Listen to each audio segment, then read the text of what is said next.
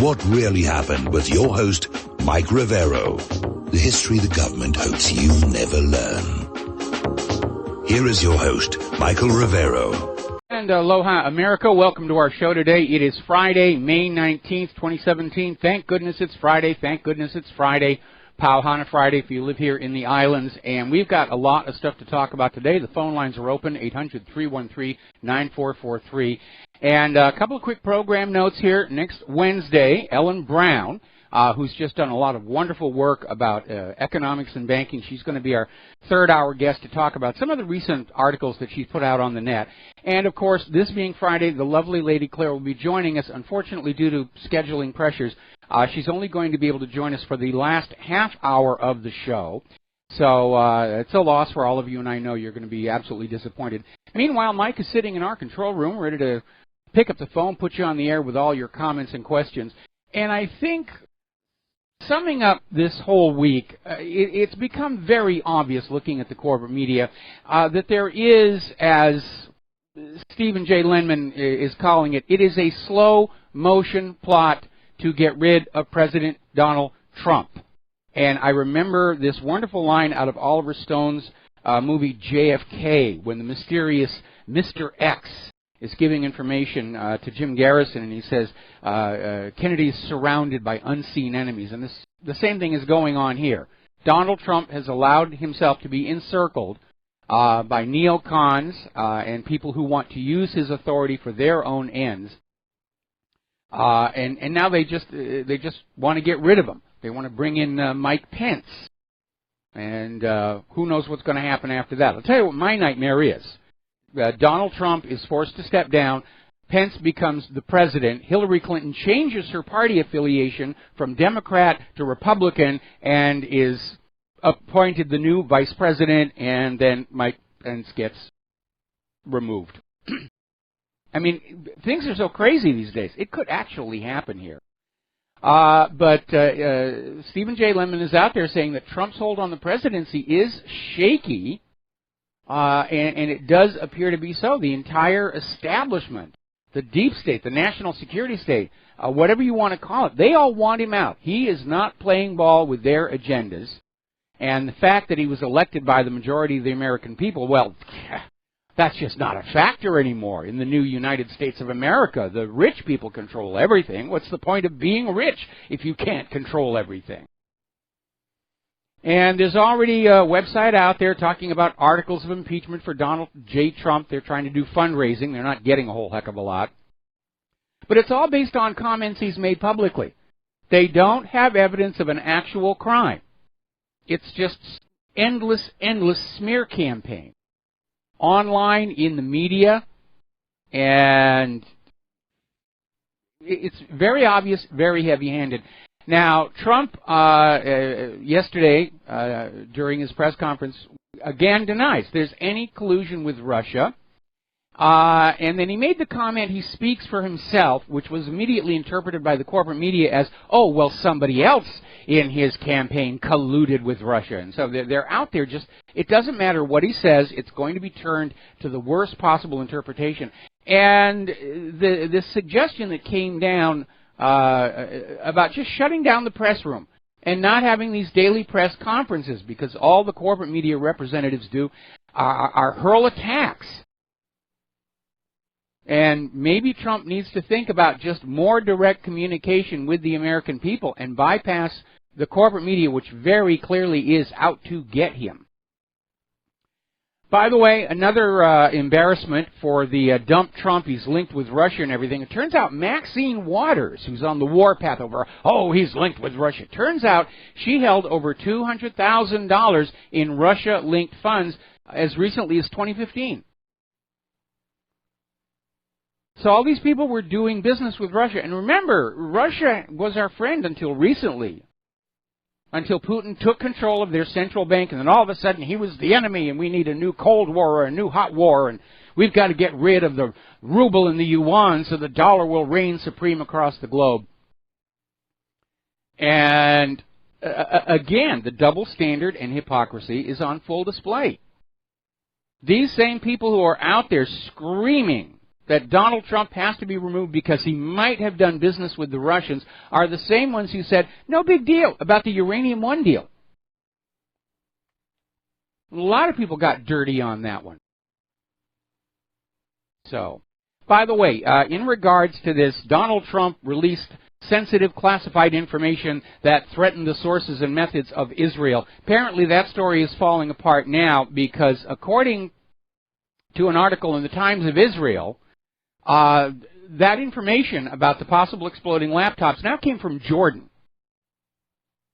They're saying this was their thing, and they apparently don't have a problem with Trump sharing the information.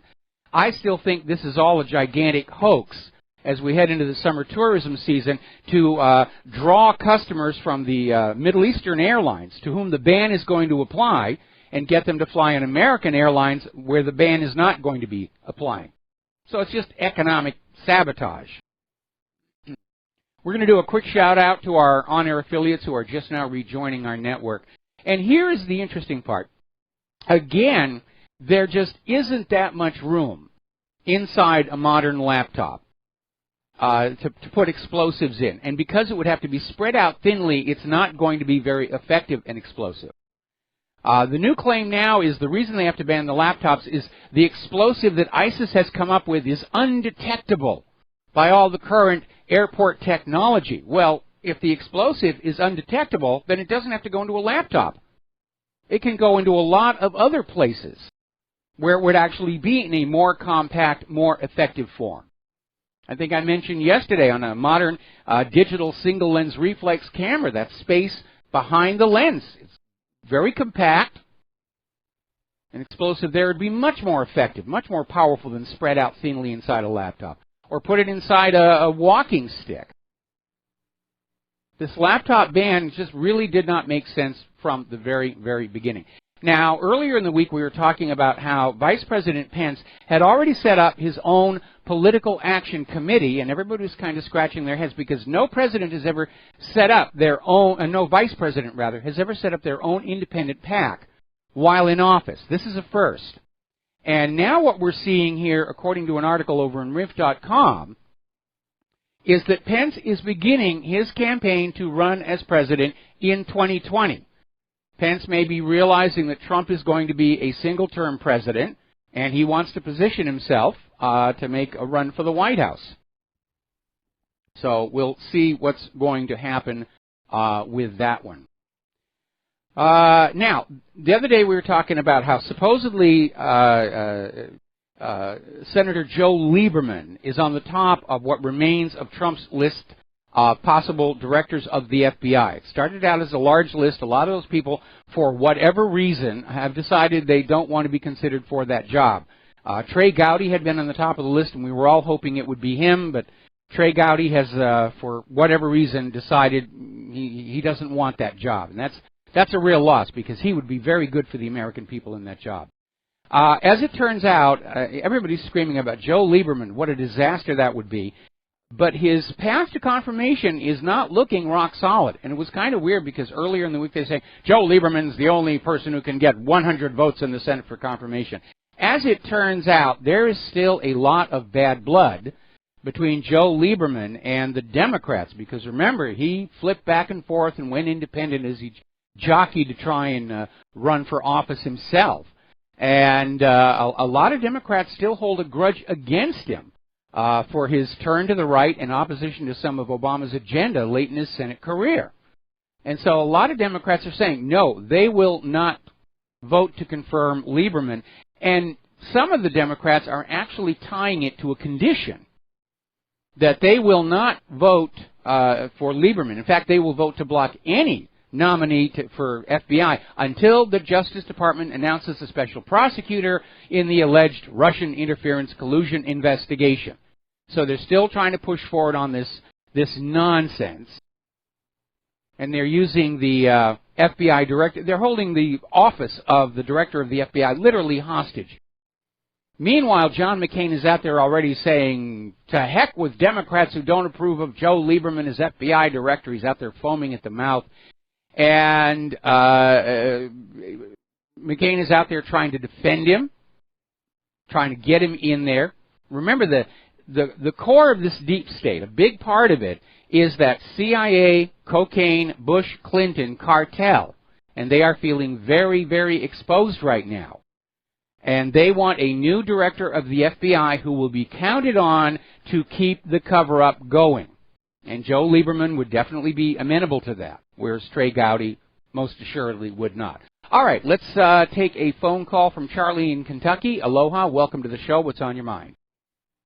Hey, Mike, just wanted to touch base with you on the laptop thing. I think your conclusion is correct that, you know, select airlines that they're doing this, but I don't think it would be difficult to gut a laptop, put a smartphone in there that's been rooted with a micro HDMI connection to the monitor and a small power supply and have plenty of room to actually put an explosive device. You know, now that you mention it, you're absolutely right. Pardon me. You could take a Raspberry Pi and do that. But again, the laptops go through the X-ray machine, and you're going to see if there's something funny about it. I really do. Yeah, I really do think this is about harming the revenues of those Middle Eastern airlines more than it is about the threat of the explosives. Yeah, I agree. I agree with your conclusion, but I just thought I'd mention that. I wouldn't base the conclusion on the impossibility of actually gutting a laptop and still having it appear functional at a cursory glance. But yeah, that is a valid point, and the instant you mentioned it, I was just thinking about the Raspberry Pi, how incredibly small it is, and you're absolutely right. If it could be wired to the screen and the keyboard, it would function the same. Yeah. All right, man. Thanks. Great show. I'll keep listening. All right. Thanks an awful lot here. Now, the good news is that the original investigation into Julian Assange, supposedly for a rape allegation, has now been officially dropped. It wasn't all that long ago where the young woman who was at the heart of this went public saying that she had not actually said what the police report claimed she said. She'd come forward and said she was coerced, she was pressured, and they came up with this report to build a case to destroy Julian Assange, and he's been sitting in that embassy for 7 years. And today, they just dropped it. They just said, it's going nowhere, we're dropping it. Well, you'd think Julian Assange is going to just walk out into freedom. Unfortunately, no. Because Scotland Yard is out there saying that he is still wanted on the lesser charges of skipping bail and failing to surrender to a court. Except that the bail and the court were all based on this now dropped charge. So I think London is still fully on board with the U.S. government's desire to get their hands on Assange and make an example out of him. And Assange is out there with some very strong words, saying, I do not forgive or forget. And he's out there saying that basically because of all of this nonsense, he has missed 7 years of his children growing up because of this bogus charge from Sweden. And on that issue, I am deeply sympathetic to him. It is terrible to not be able to see your own kids grow up. But given that Sweden has now dropped the case, it would make sense that all of the other charges subsequent to that would be dropped as well, but they're not doing that. Meanwhile, getting on back to Seth Rich, the Russian embassy is out there tweeting, who killed Seth Rich? And they're basically leaning in the same direction as everybody else. This was revenge, retribution, warning for Seth Rich leaking the DNC emails to WikiLeaks. And by the way, the number of emails that were on Seth Rich's laptop match exactly the number that was dumped by WikiLeaks. And that's another confirmation Seth Rich was the source. And Assange had implied Seth Rich was the source. And as you know, new information has come on out about the murder of Seth Rich, that he was in fact still alive when found by the police. What he said to them is not known because the video from their cameras, their body cameras, has gone away. And he was taken to the hospital, and the attending physician said the wounds weren't that bad. The wounds were survivable. And then all of a sudden, a whole bunch of law enforcement show up, and they wall off the room, and by the time the medical staff is let back in there, Seth Rich is on the verge of death, and he passes very quickly after that. And apparently there was some unnamed VIP who came through there where the hospital staff was told, don't make a big deal, don't say anything, you're not supposed to know this. And the corporate media is so intent on pushing the Russia hacked the DNC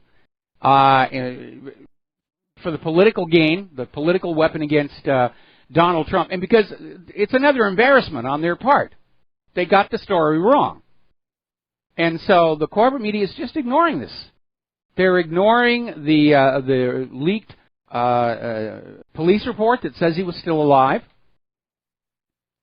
They're ignoring. In fact, they're going on the attack. Anybody who thinks that Seth Rich was the DNC leaker, well, they're just a conspiracy theorist. They're wearing tinfoil hats. They're doing all this and just trying to maintain the lie, maintain the lie. Meanwhile, over at Reddit, they have a pretty good timeline. We linked to it from whatreallyhappened.com about all the events and how they fit together on that timeline. And needless to say, the new revelations about Seth Rich have revived interest in the Clinton body count, which has been under heavy attack by DOSers on my server, but it doesn't really matter because the body count has been copied off and recreated and reproduced all over the web. And people are looking at it and saying, yeah, there are some very strange things in there, like the guy who was going to be a witness against the Clintons, and all of a sudden he supposedly drops a barbell on his own throat. I mean, all kinds of weird stuff like that. My favorite was the guy who was going to testify against the Clintons. He was a private pilot, took off in a plane. It caught fire, but he managed to get it back to the airport, rented a second plane. That one took off and exploded in the air. Anyway, so the body count is out there. People are looking at it, and especially looking at Seth Rich. The word we're getting is that he was just disgusted and appalled about all of this. Now, however they got his family under control, we don't know. They may just be afraid of winding up dead in the street outside their home as well. But the private investigator is out there, and he says it's on the laptop. And the police and the FBI knew Seth Rich was in communication with WikiLeaks within 96 hours of the murder. But the official story is, it's Russia, Russia, Russia, and we dare not challenge the official story. Yeah, we should dare. Those official stories keep getting us into trouble. Like Saddam's nuclear weapons is a good example here. Now, we were hearing earlier in the week that there is going to be a major staff shakeup at the White House, and we're all waiting to see what was going to happen. Some people were talking about Sean Spicer might be replaced by one of the Fox News hosts. That deal is scotched already because Fox is not going to let her out of her contract. And now there is a rumor, and I stress it is only a rumor, that Chief of Staff Reince Priebus is going to be let go and could possibly be replaced with Newt Gingrich, which I think would be a really good idea. Now, Bernie Sanders, who, by the way, is also opposed to Joe Lieberman as the new head of the FBI, apparently he's in a little bit of hot water because he's now failed to file his Senate financial ethics forms for a second time. And the concern is that there may be something in there relating to his wife's FBI investigation. There were rumors that there was some kind of a financial payoff by the Clintons for Bernie to just sort of go along with the theft of the nomination from him.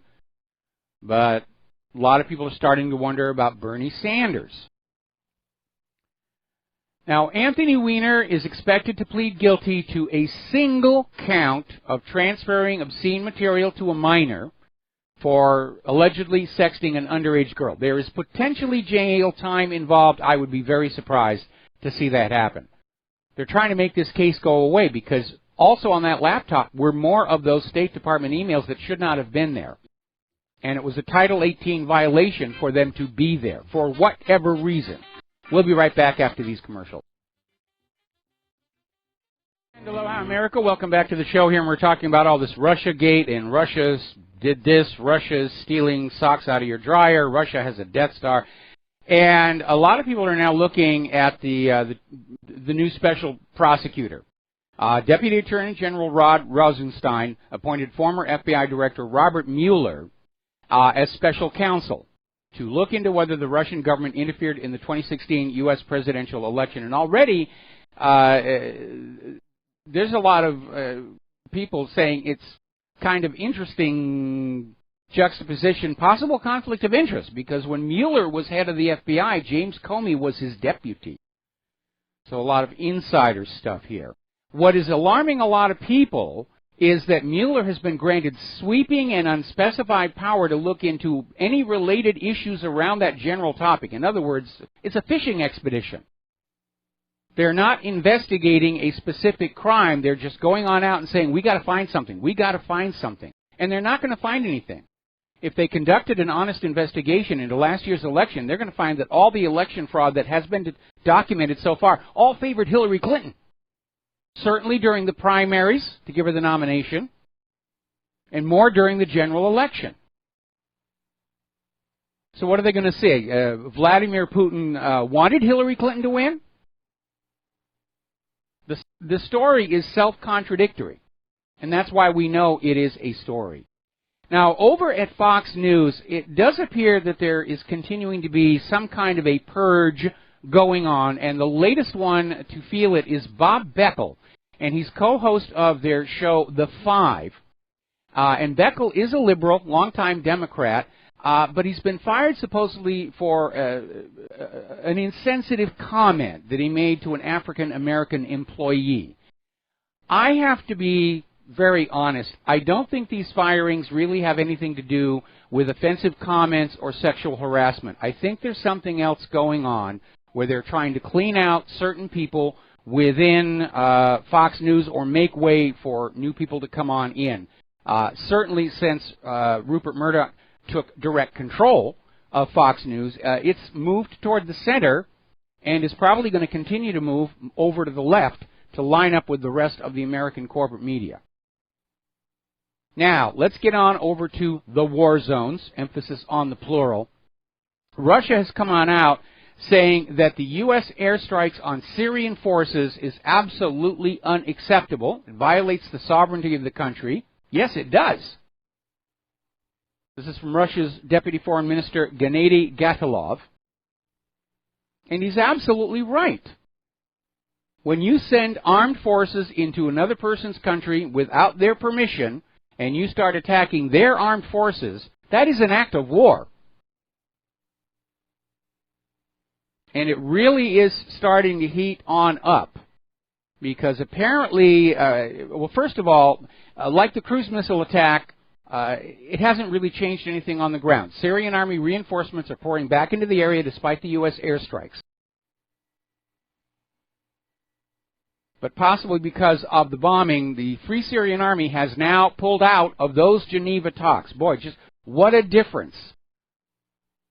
Just a little while ago, everything was calming down. Syria was taking back control of their country. The Geneva talks were underway, and even the White House said, we're going to have to accept President Assad continuing as leader of Syria. Then they staged that false flag in Idlib, and oh, they're back. We're going to take Syria. We're going to save those Syrian people. Apparently, U.S. forces are now in direct conflict with the Syrian army at the Iraq border. And the U.S.-led coalition is saying that these airstrikes were warning shots against the Shiite militias. However, the Shiite militias do not have tanks or Shilka vehicles. This is a repeat of what the U.S. has done before. They'll go on in and bomb civilian assets, infrastructure, or they'll bomb the Syrian forces and say, oh, we made a mistake. We're sorry. We thought you were the bad guys. And that's wearing very, very thin indeed. We're going to take a break for commercials, and we'll be right back. And aloha, America. Welcome back to our show here. Now, as you know, Syria's President Assad has issued an offer of amnesty and forgiveness. And a lot of the domestic militants are taking him up on that. And it's definitely working. And apparently the last group of militants has started to withdraw from northern Homs. And so it seems right now that the vast majority of the conflict is now over in the part of Syria bordering Iraq, where they're still trying to carve out a new Kurdistan, and that is kind of stumbling. Now, even as world condemnation for the U.S. attacking Syria's armed forces continues to echo around the corridors of power, they've done it again. Apparently, American airstrikes again targeted a group of Syrian military vehicles. Supposedly, they ignored U.S. warnings and violated a U.S.-declared deconfliction zone on Thursday. This makes 3 times since Donald Trump became president that he's carried out armed military attacks on Syria, a country we're not technically at war with, and a country that has not given us permission to be carrying out military operations in its territory for any reason whatsoever. And all of these strikes on Syria's army tells us that this propaganda we were being fed about how the U.S. is in Syria to get ISIS and Al-Qaeda was nonsense. It was complete and utter nonsense. Big steaming pile of USDA choice bovine excrement. And apparently there are reports that the earlier airstrike this week did kill civilians. And the U.S. is saying it's a defensive measure. Matisse is even out there saying, we'll defend our troops. We will act defensively when needed. Well, the troops have no legal right to be there in the first place. Saying that we're merely defending ourselves, that's nonsense. If you really want to protect our troops, bring them back home where they're going to be safe. But the reality here is the United States has illegally forced itself into the Syrian conflict. They have no United Nations mandate. They do not have a declaration of war from Congress as required by the Constitution. The Syrian government doesn't want them there. This is another violent overthrow that's going to create millions of refugees and destroys another country. This is the U.S. government's repeating pattern since the end of World War II. More than 50 attempts at regime change, succeeding about half the time, and whether they succeed or fail, it leaves the country a wreck. Remember that horrible statistic we had last week? Studies are showing that since the end of World War II, the United States government has killed somewhere between 20 and 30 million people in 37 other countries. That is the harsh reality of what's going on. And I'm not the only one who's noticed that these strikes on the military undermine this whole story about we're there just to get ISIS and ISIL. Fars News is talking about it, saying it, this idea that this is all part of the war on terror. It's just sheer lies. All right, we're going to take a phone call. Peter in Los Angeles, aloha. Welcome to the show. What's on your mind? Hi, Mike. Happy Friday. Happy Friday. Hey, I am just been corresponding with my sister and my brother who don't really seem to understand the nature of the country that they live in. And I was just reflecting, most people really don't. They're such kind of limousine liberals that have, you know, that won't take a stance or question anything that isn't cool on the west side of Manhattan. The FBI is so horrible that, you know, you're asked to believe, like, who do we believe, the elected representative or this murderous, pervasive, controlling national security state who lies and lies and lies? Okay. And it really comes down to that. Well, there's a couple of overlapping issues. First of all, as you yourself describe, there's a socialization aspect, a tribal mentality, if you will. I want to be the cool people, therefore I will echo what the cool people are saying, including the undercover informants who are playing at being cool people in order to steer that focus and that agenda. But again, there's a desire in all of us to want to be a good human being. And we'll watch movies or read books where we see somebody taking a stand against a corrupt or evil government. And we all like to dream we would be that heroic person, but of course it carries tremendous risks and penalties and hardship to do that sort of thing.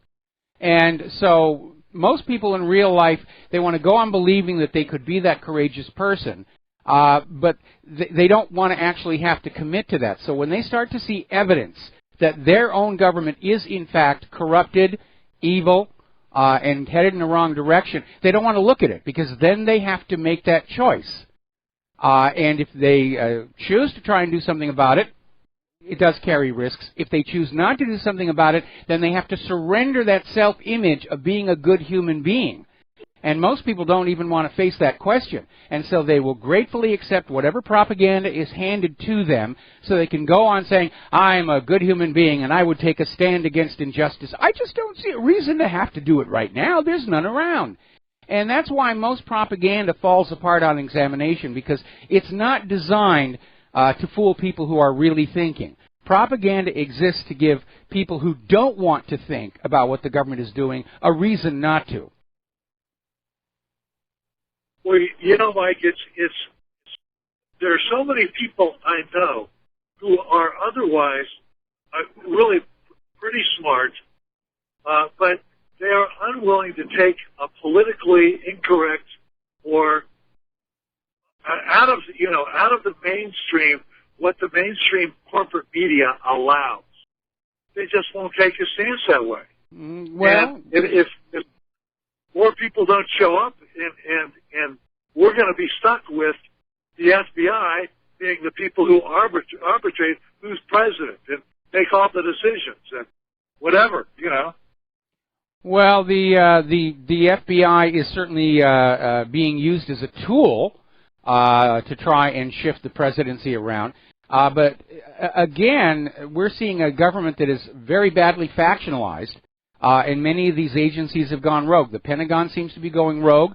They're sort of deciding foreign military policy all on their own. The NSA has been rogue for a long time, so has the CIA. We know what the FBI has really been all about, going all the way back to COINTELPRO, and even before that.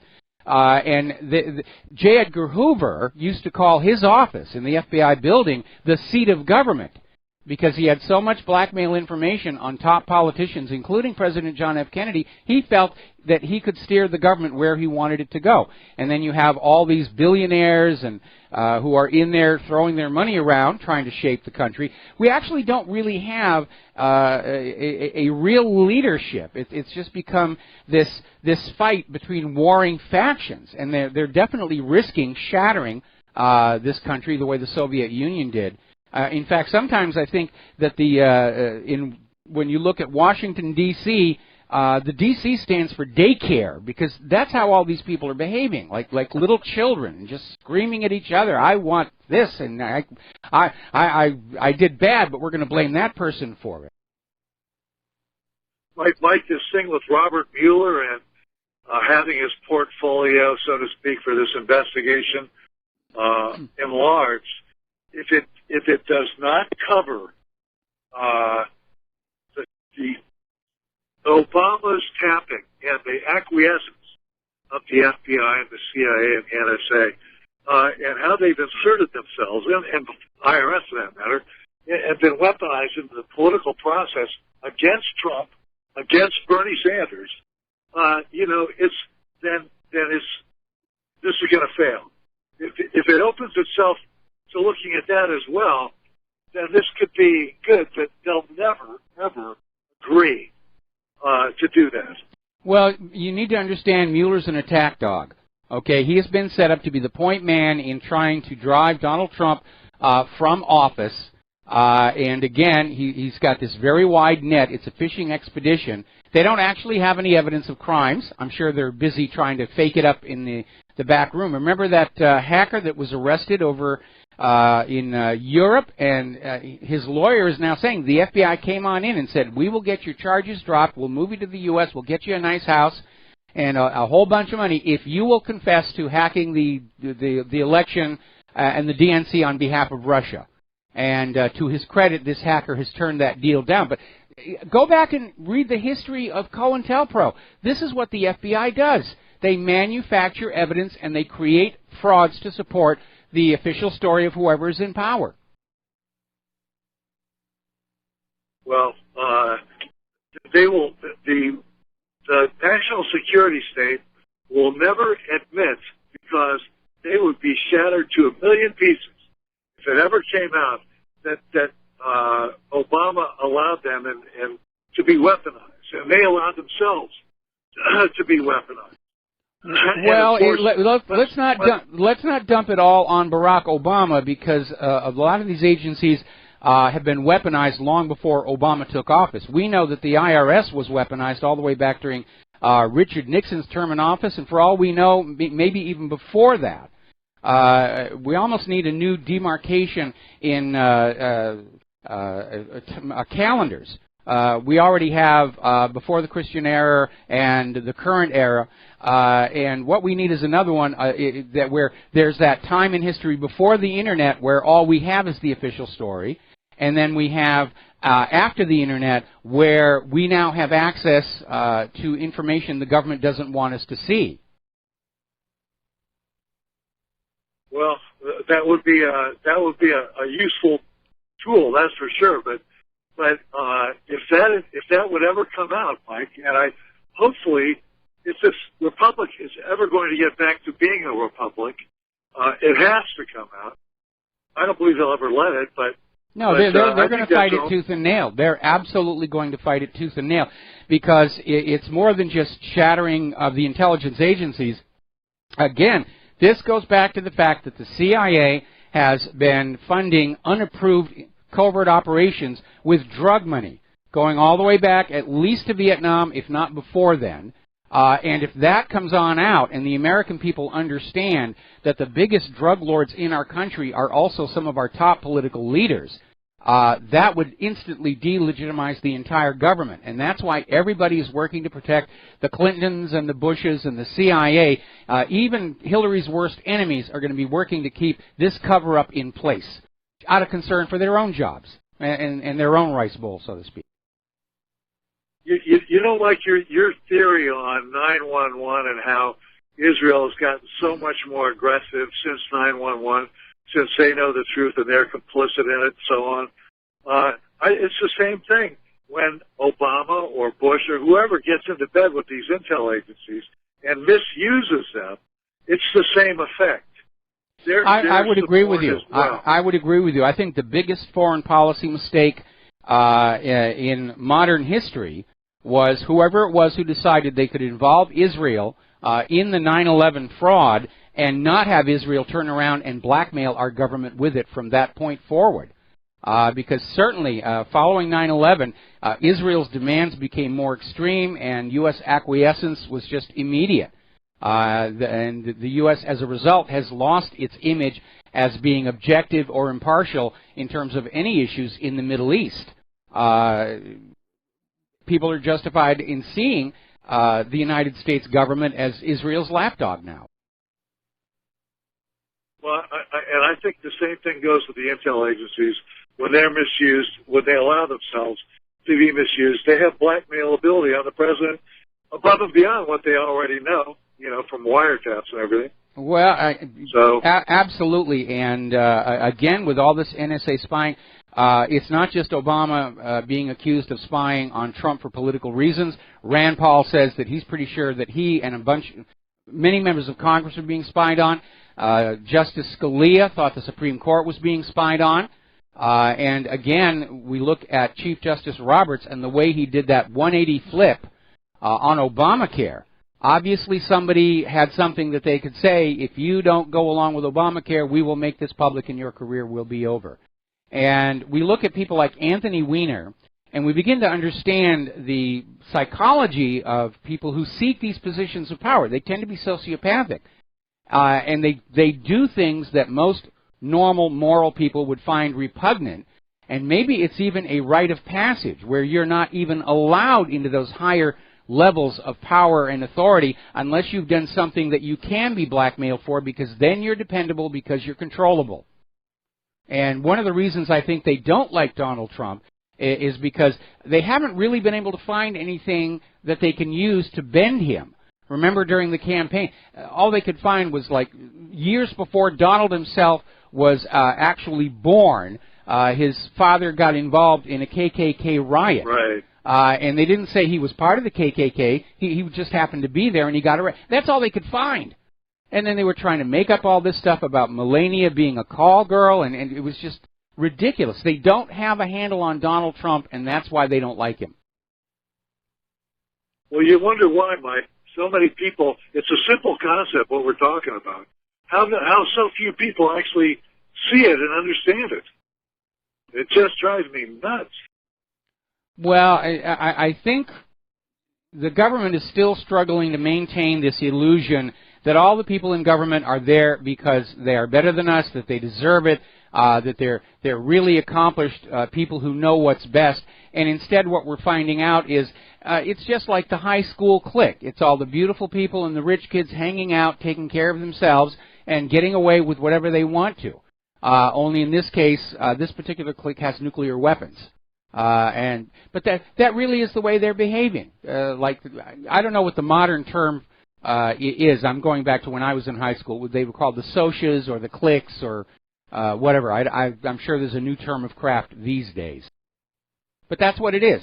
They're there for themselves, and they feel that they're above the law in many cases. And certainly in the case of Hillary Clinton, so far, that's been the case. We got to let you go here, Peter. We got to take a break for commercials, and we'll be back with another phone call after these few words. And aloha, America. Welcome back to our show here, coming up on the top of the hour. And I'm looking at this Mueller, if you will, investigation and the very broad purview he's been given. This could turn into a McCarthy-like witch hunt, where he can just go anywhere and scream, Russia link, Russia link, Russia link, and tarnish people just for talking with Russia. Now, when I was a kid during the original Cold War, our schools and the media taught us that communists were just evil, and they just fanned the hate so much that we wouldn't even look at or consider what they were saying. It was just immediately, oh, they're evil. You don't want to be seen with them. And during the McCarthy era, people who had associated with communists, just in the normal course of business, without even discussing politics, had their lives destroyed. We could see the same thing here again, because we're seeing a repeat of this attempt to sell the idea that Russians are just automatically evil. Don't listen to them. Don't read what they're writing. Don't even examine their point of view or what they're saying, because they're just evil. And if you are in contact with somebody in Russia, you must automatically be evil too.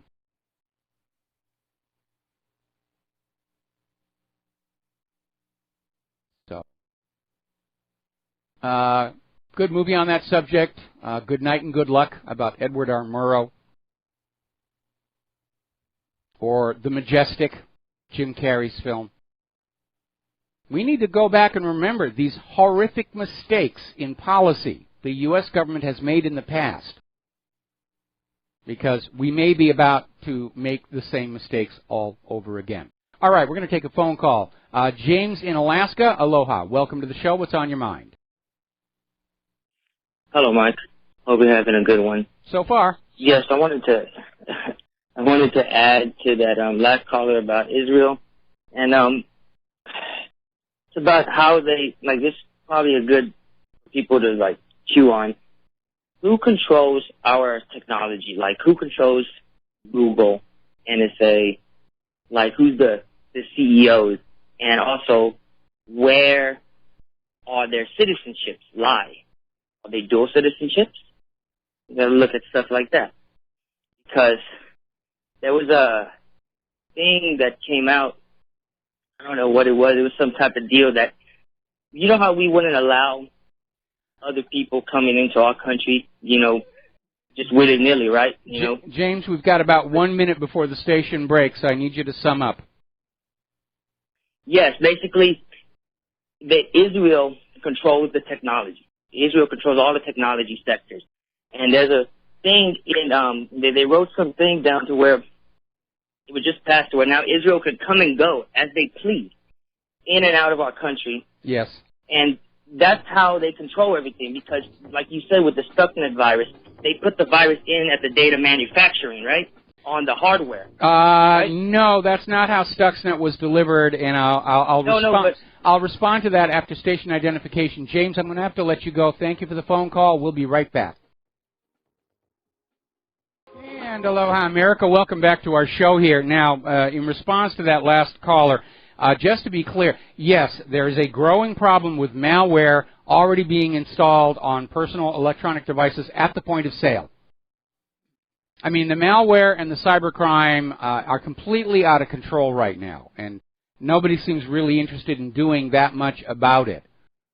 President Trump has signed an executive order to guard the government's computer systems, but not yours. You're on your own out there. Stuxnet was not installed in hardware at the point of manufacture. Stuxnet was smuggled into Iran's uranium centrifuge plant, apparently on a flash drive, and installed that way. The problem is somebody took that same flash drive and plugged it into computers outside the uranium plant, and that's why it started spreading all over the Mideast, all over Asia. Russia caused all kinds of damage to any factories and facilities that were using those Siemens controllers. And again, we cannot rule out the possibility that Stuxnet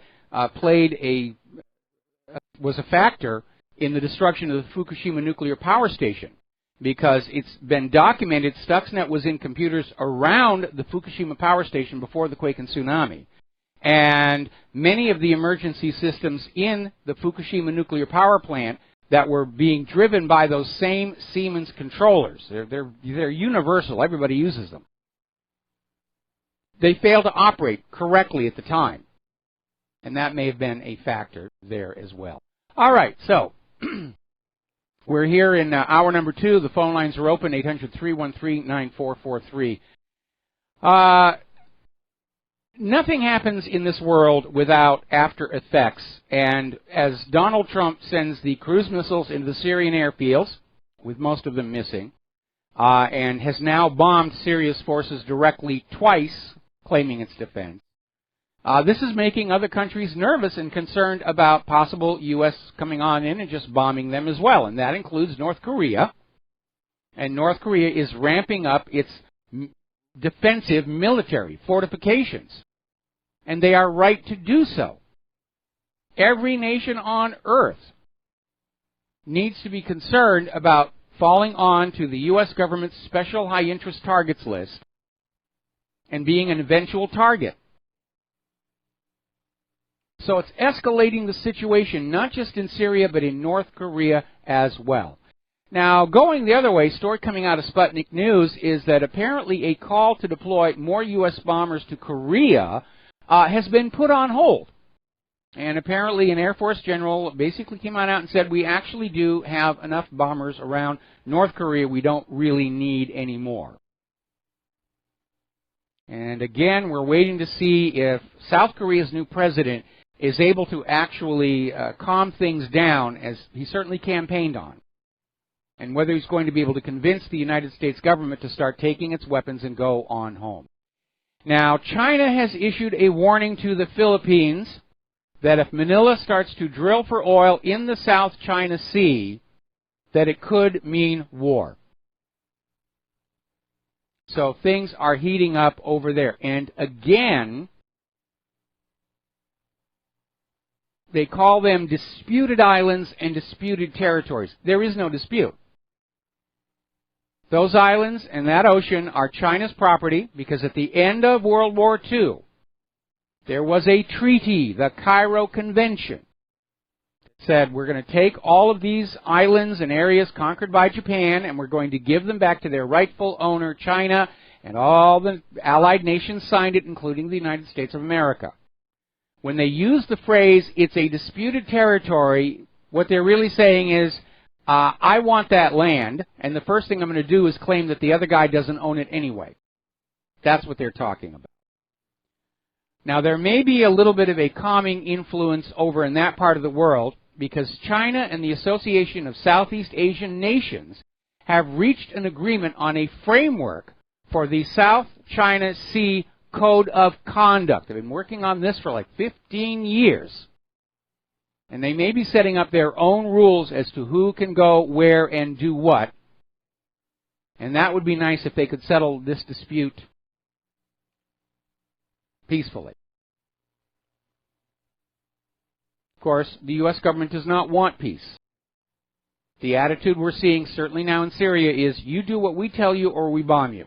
We're not interested in talking anymore.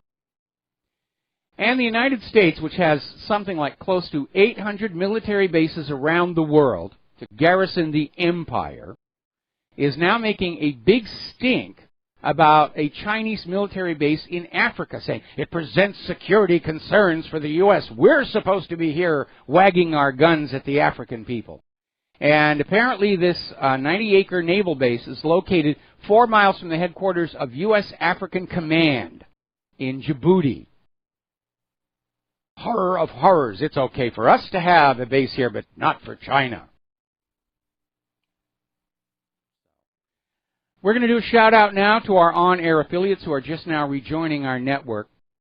Now, as you know, North Korea's recent missile test was fodder for more fear-mongering in the media, even though it turned out it was actually a mid-range missile, which mid-range missile, even with a nuclear warhead, that screams defense rather than offense. North Korea does have rockets that can actually reach at least the western part of the United States, the Taepodong 2.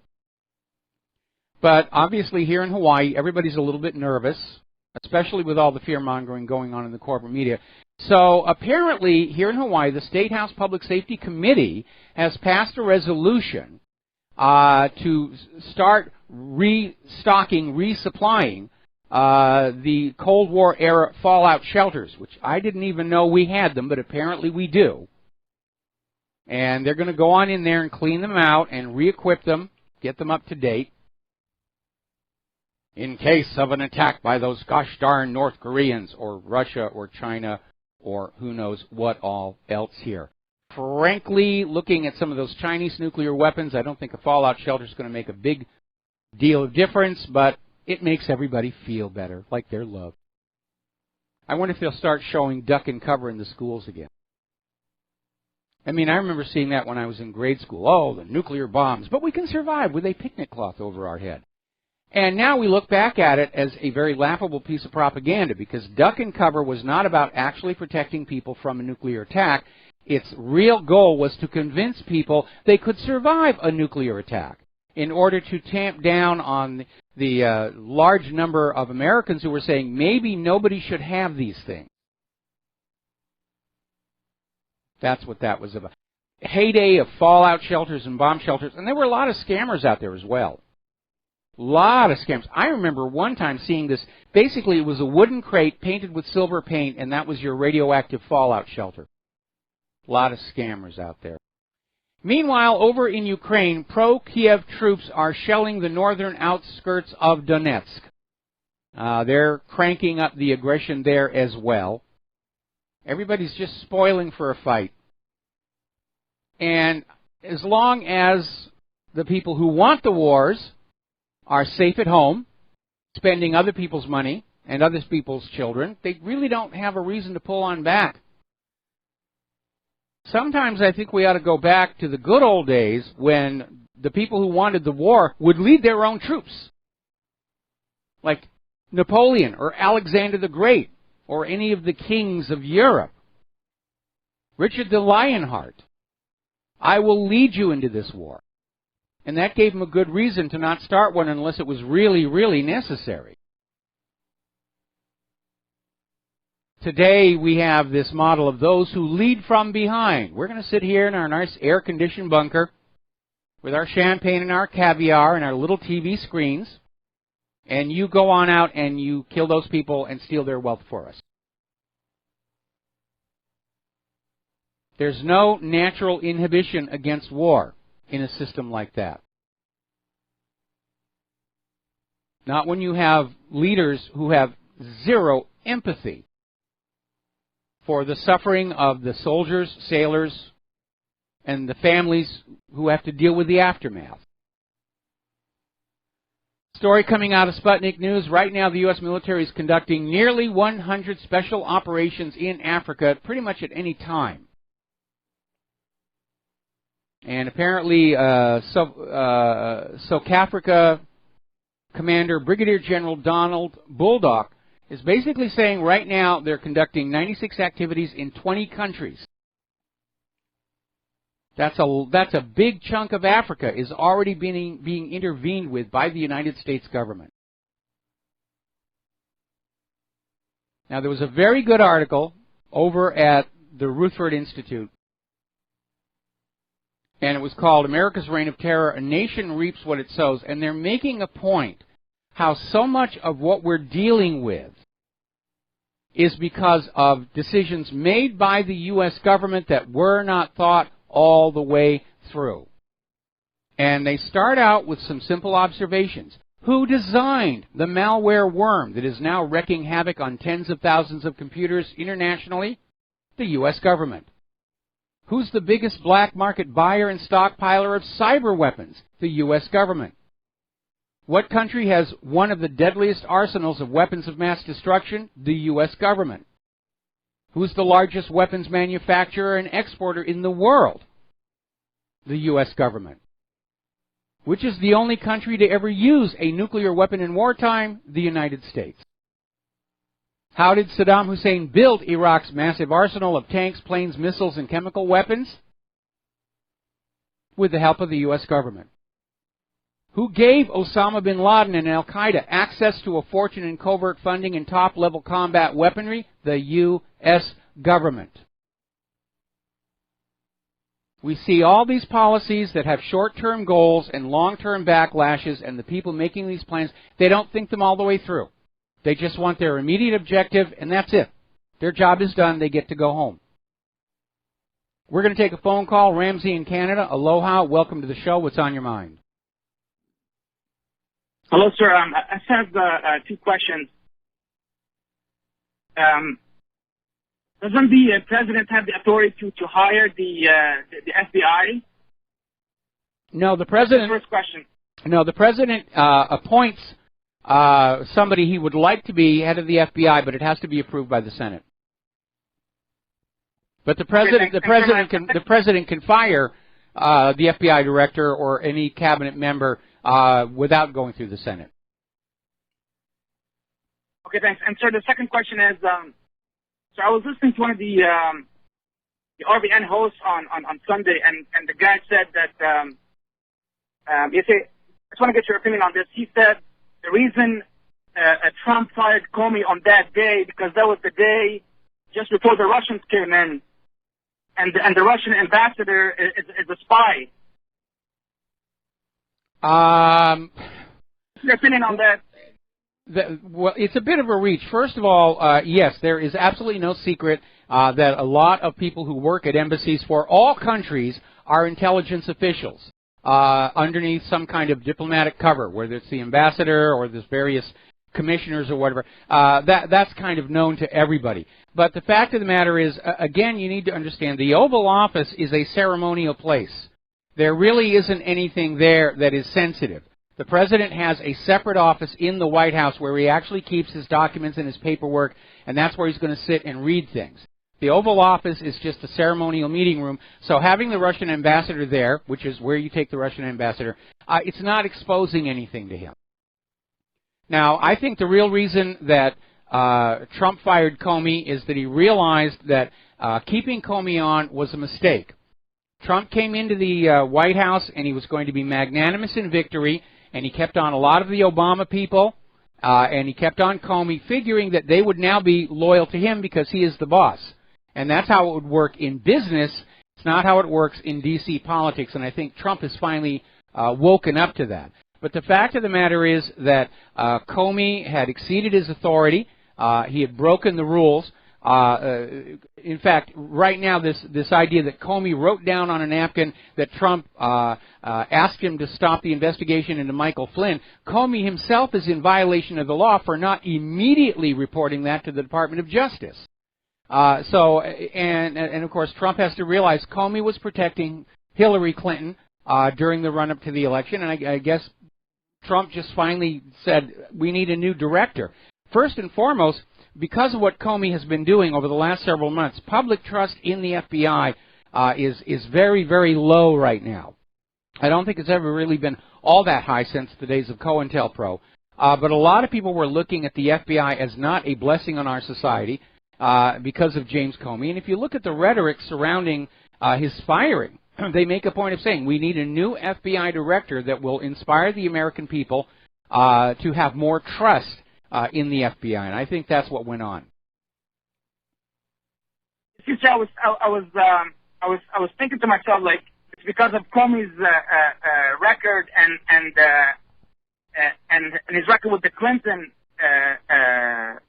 affair. You see, it has nothing to do with the Russians coming in the day before, because it doesn't make any sense that the Russians are going to come, or the Russians didn't come. Trump would have fired them anyway. Well, this right now is a big liberal Democratic talking point that Donald Trump is in collusion with the Russians, and again, meeting with the Russian ambassador. That's part of his job. There's no way he can really get out of it, and they're going to use it to say, oh, he's meeting with the Russians. That's his job. That's what he gets paid for. And but yeah, that's their talking point, because they're very concerned that if this whole Russiagate nonsense collapses, the public focus is going to shift on back to the email server and the Clinton Foundation, and they're going to be looking at all that cocaine money was pouring out of Arkansas in the 1980s, and how there was so much of that cocaine money, it literally reshaped America's political system. And Caesar, just like you said yesterday or on Wednesday, if they wanted to impeach him, they would have impeached him like a month ago. But they never had the evidence. So this whole impeachment thing is just like political theater, like you said. It is political theater. It's a smear job. They're trying to damage Donald Trump in the eyes of the American public. First of all, with that rumor about a sealed indictment that he did something with Russia, and now all the talk about impeachment. They're never going to get impeachment and removal from office through the Congress. And more people within the Congress are saying this really is a lot of nonsense and much ado about nothing. But again, all of the calls for impeachment are based on some things that Trump said, not what he did. And the Constitution is very specific that there have to be actionable crimes to call for an impeachment. And when they're not talking about impeachment, they're talking about, oh, he's mentally ill, he's definitely got Alzheimer's, and we've got to get the 25th Amendment to get him on out. And they just bounce around from an excuse to excuse to excuse, and everybody watching that realizes they're just grasping at straws to try and find a way to undo the result of the election last year, because by golly, we cannot have the United States of America where the people are choosing their leaders. That would just undo everything the oligarchs have accomplished in the last 30 years. Yeah, thank you. Have a good weekend, sir. All right, thanks an awful lot. Same to you. Now, getting on back to the war that's been going on here. Russia may have been thinking outside the box in areas outside of electronic warfare and what they did to the USS Donald Cook, because apparently quite a while ago, Russia put up these 3 satellites. Now, Russia has a tendency to call everything Cosmos with a number, and they don't know what they do. Most of them are very benign. But they put up these 3 satellites that demonstrated a tremendous nimbleness in orbit. They had the ability to really make significant changes to their orbital plane, which takes a lot of fuel. And then all of a sudden, they just sort of settled down and just orbited and did nothing and did nothing. And then all of a sudden, they're waking up again. And one of them actually was able to maneuver within 1,200 meters of a big chunk of a defunct Chinese weather satellite that China smashed in a controversial 2007 test of an anti-satellite rocket. Now, by orbital standards, that is close. So everyone's now wondering, are these test platforms for potential orbital weapons, or are they actually orbital weapons that are being demonstrated? And I have mentioned many, many times before the extreme danger to all of space exploration and space commerce if we start smashing up each other's satellites in low Earth orbit. More about that when we come back. And aloha, America. Welcome back to our show here. And this aspect of Comey's memo, supposedly saying that Trump was obstructing the investigation into Michael Flynn, is starting to show up all over the internet, saying that Comey himself, if this had really happened as he's describing, and there are reasons to doubt it. First of all, when he testified under oath, he'd never been influenced. It hadn't happened. But basically, the law is Title 18, Section 4, Title 28, Section 1361. He was obligated to immediately report to the Department of Justice an attempt to influence an investigation by anybody. And he didn't do it.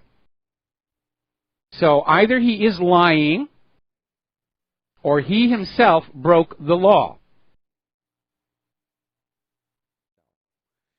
Over in Israel, apparently there were some demonstrators that were basically marching in support of the hunger-striking Palestinians, who are now going into their second month this week. And apparently a settler just opened fire on them, and he shot and killed a 23-year-old, and then shot an AP photographer, injuring him. And the police basically aren't doing much of anything about it. It seems that even non-police now have impunity to be shooting at Palestinians. Meanwhile, up in Norway, defying their political leaders, which is a healthy trend, Norway's largest and most influential trade union has called for a full boycott of Israel over their outrageous violations of international law and human rights. So global opposition is growing, and the issue isn't specifically Israel. The issue is the people of nations demanding governments play by the rules and comply with the laws. And we're seeing that rise up, not just in the issues of Israel, but here in the United States of America. People are angry that our government seems to feel that the laws are only for us little people, and that they themselves can do whatever they feel like doing and getting away with it. And reminds me of another movie, another one of my favorites, Silverado, which was a fairly recent film, but it captured the spirit of the original Western. I really love it. It's a good movie. And there was this lady, the Midnight Star, barkeep, and she's talking to this guy who's caught in a moral dilemma.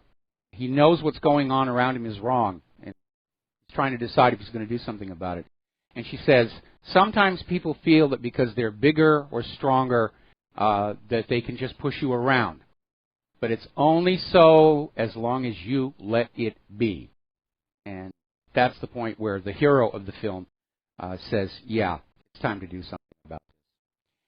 All right, getting on back to the economic news, the former Greek finance minister, Yanis Varoufakis, is expressing outrage at the European Union, calling the constant imposed austerity on Greece a never-ending depression. And he's not the only one. Members of the European Parliament are now starting to stand up and say that the European Central Bank is causing huge amounts of damage to the member states of the European Union with all these imposed austerity. It's almost like the ECB and Brussels are trying to drive Europe's standard of living back down to match that of the Third World, which again conforms with the plans of the New World Order. They want all of planet Earth driven down to the same level of poverty so that they can finally drop the borders and not have people running everywhere, especially if they've already been blended together ahead of time.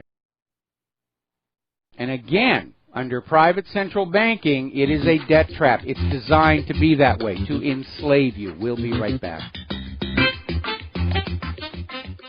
And aloha, America. Welcome back to the show. We're talking about the economy, and we're seeing so many countries in trouble right now. Venezuela, Greece, all over the place. And here in the United States, we're also seeing a lot of cities going into bankruptcy. And according to Economic Policy Journal, Connecticut might have to declare bankruptcy. And again, the problem is all of these nations, states, cities built up huge loads of debt by having to borrow for infrastructure development at interest. And as wages and salaries are driven down, tax revenues go down as well. And all of a sudden, all of these countries, states, cities have debt loads they cannot sustain. That's what's going on here. When you plunder the working and middle classes, you're cutting your own throat economically. So that's a serious, serious issue here. Now, everyone's talking about the cash-free society. Oh, how wonderful it will be if everywhere we go and everything we do, we just have a little plastic card and we'll swipe it, and we don't need to have that dirty money and the coins and the paper stuff in our pocket. You know, it's a source of infection. That's not true for two reasons. First of all, germs couldn't live on the money I make. And second, most people don't realize this. Part of the formula for the paper, for those paper notes, is a germicide. For that very reason. You're safe on that one. But as it turns out, somebody just did a poll over in Germany and found out that the vast majority of Germans do not want to give up their cash. They don't care if the infrastructure is there. They just prefer to have cash in their pocket.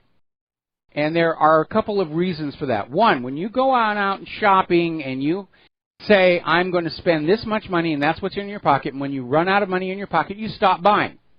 Whereas when you're on a plastic card, you may not have a real ongoing grasp of how much you're spending. That was part of the attraction of credit cards, especially for retailers. People would just impulsively buy things, and it wasn't until they got home that night that they realized they spent way more than they wanted to. But there's another aspect we need to keep in mind. Hardly a day goes by where we don't see a story about how some banks' ATM machines were shut down, computer failure, hacking, whatever reason. And now we have this new NSA-enabled malware locking up entire companies, Britain's national health system. It is reckless and foolish to suggest a cash-free society, because if everybody has a little tiny plastic card and the machines that take those cards are not working, then you're going to have people who are not buying things. That's going to slow down commerce. You're going to have people who were just going on out to do the shopping, and they can't shop, and they don't have enough food left in their house. The cash-free society is being promoted solely for the benefit of the banks, so that all of your wealth is theirs to play with. The cash-free society is being promoted to prevent a bank run. When the banks start falling apart and you want to get your money on out, and you go on over and they say, I want my money out. Well, there's no cash. All we can do is send it to another bank, maybe. Cash-free society is another system of enslavement. You're not allowed to have your money anymore. When you work, your money goes to the bank. When you need something, the bank's, okay, yeah, you can have a jelly donut. We used to have a system in this country where people would work, and they weren't allowed to actually touch the money their labor produced. But they were provided for with housing and food, and it was called the antebellum slave plantations. And that's what this cash-free society idea is all about. Enslaving you to the banks. Make you dependent on the banks. Please, Mr. Banker, may I have a couple of pounds of hamburger to feed my children tonight? By your leave. That's what this is really about. Not too surprising, gold and silver bullion coins are seeing a sales explosion in Great Britain because of all the turmoil going on. People are trying to find ways that they can preserve their wealth outside that banking system. And by the way, I guarantee you, when they finally succeed in imposing a cash-free society, at the same time they will ban all portable stores of value, including silver and gold coins and who knows, platinum and copper and what all else. They want to lock your money in their hands, not let you have any access to it at all. And they'll just manipulate it. Despite that, though, apparently gold and silver prices are still being kept down because of all those paper contracts that are out. Now, apparently, the boss of Deutsche Börse has come under severe criticism because apparently they were not factoring in the Brexit when they were trying to negotiate a merger with the London Stock Exchange Group. And because of Brexit, that deal is now off. And apparently a lot of money was put in to try and make this deal. And the money junkies are unhappy. Poor money junkies. Over at Tesla, and we all know the cars, they look beautiful. If I had money, I'd love to have one. But apparently the Tesla workers are getting very unhappy because they're having to work very long hours. They're not being paid all that well. And they're now starting to talk about trying to unionize the shop. Now, unions are a mixed blessing. I will concede that unions are a potent force against corporate abuse of workers. But unions can also be a source of corruption. A lot of organized crime in unions. And unions can also be a hindrance to people trying to get jobs, to protect their current membership. And during my entire career through Hollywood, the unions were the bane of my existence. Just one headache after another, after another, after another, after another. And I'll share one story with you. We got time. The first motion picture I worked on where I was doing visual effects was Star Trek: The Motion Picture. And I got hired through a program called the Off-Roster Project, which was where if the union membership for camera operators, which is what I was, considered. If the membership was working, they could hire people that were on this off-roster project, which is where I was. So they hired me, and I started working on Star Trek. Now, the reason they hired me was because this was the beginning of the heyday of motion-controlled cameras, where we had cameras that were on these tracks and cranes, and they were being driven by stepper motors, and it was all being driven by computers like the Apple II. And there was no commercial software. We all had to write our own software to make all this stuff happen. And so I went through, we did the movie, and we all had fun. And then all of a sudden at the end of it, the union comes back and says that they're not going to give me my union card, because it turned out that shortly after I was hired, a union camera operator became available and couldn't find a job. And we tried to explain to them that what I was doing was a little more complicated than just running the camera, involving, soldering interface cards, programming machine language on the Apple II. And the attitude of the union was, no, you hire the union camera operator and you teach them what they need to do. Well, I could teach anybody listening to this show how to clean, adjust, operate a Panaflex in an afternoon. It's not that difficult. The set of skills required for motion control cameras, that's something that's not going to be taught in any less than months of time. And it was a big stink, and it did leave a sour taste in my mouth. All righty, getting on back to the present day. Apparently, the negotiations for Brexit are not going very well.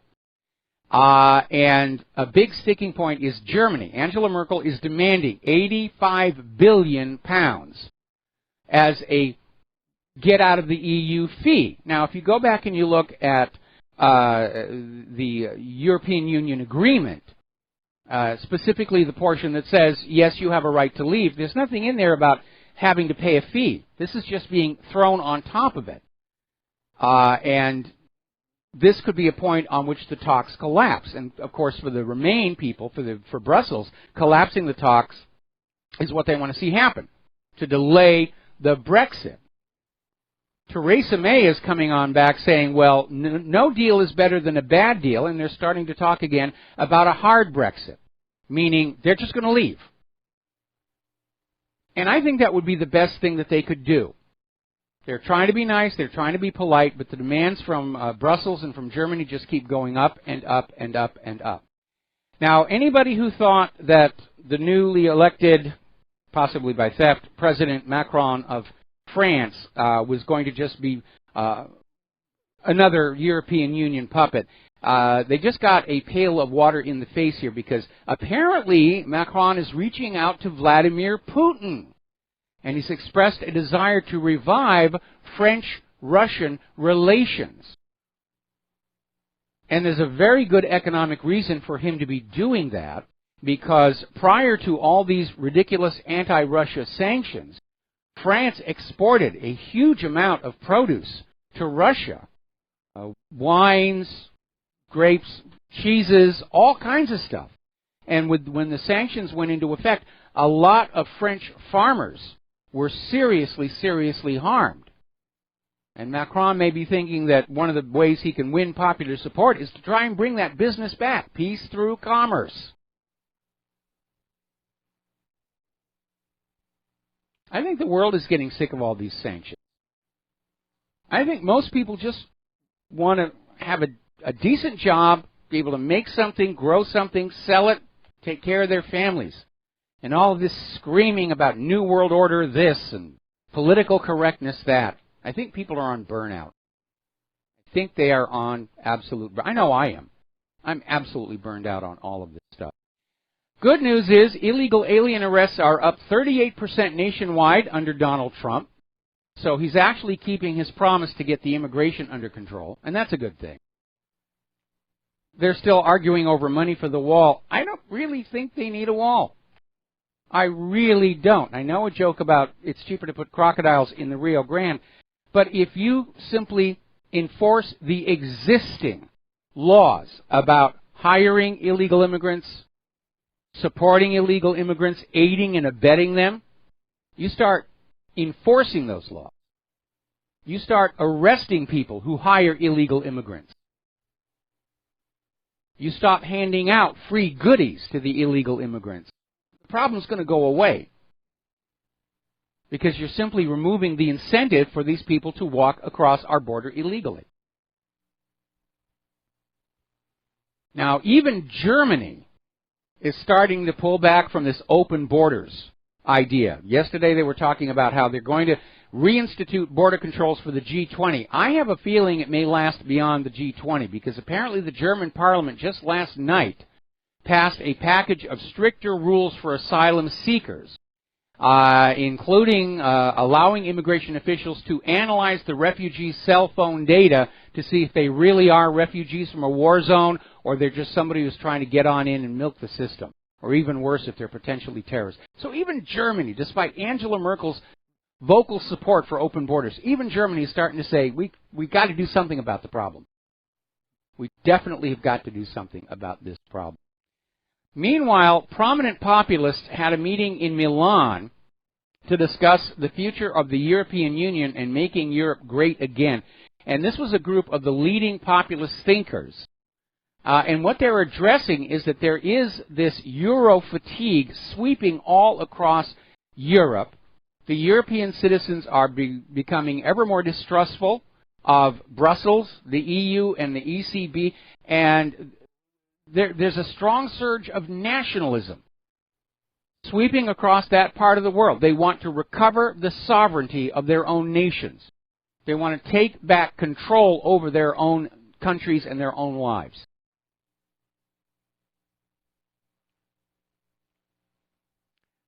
Spain is still dealing with Catalonia, who wants to become independent. And again, under the United Nations Universal Declaration of Human Rights, Catalonia has that right. Spain is trying to get Catalonia to debate independence in the Spanish Parliament, where they can run around in circles and accomplish nothing. But the Spanish government is saying it cannot permit a secession referendum because it's unconstitutional. Now, I have not read the Constitution of Spain, but again, Spain is a member of the United Nations. And they are constrained by that Universal Declaration of Human Rights, which grants to any group of people the right to basically break off from their current country and form a new country. Now, obviously, the globalists don't want that. The globalists want to merge everything together, and the harder they're pushing everybody into that same one world government, the more and more people are saying, no, this isn't working out. Look what all the economic predation by the globalists has done to our cultures. Look at what the open borders has done to our standard of living. This isn't working out. And the harder they push, the more people are starting to push back and say, no, I want to go back to being German in Germany. I want to go back to being French in France. I want to go back to being American in America. And it's a building movement.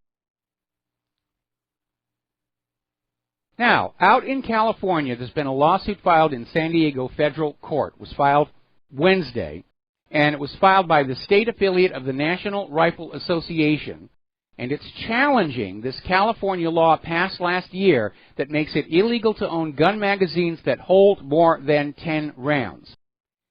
And this complaint, filed by the California Rifle and Pistol Association, is the second in what attorneys describe as a series of long and carefully planned lawsuits challenging the package of gun bans passed last year, collectively known as Gunmageddon.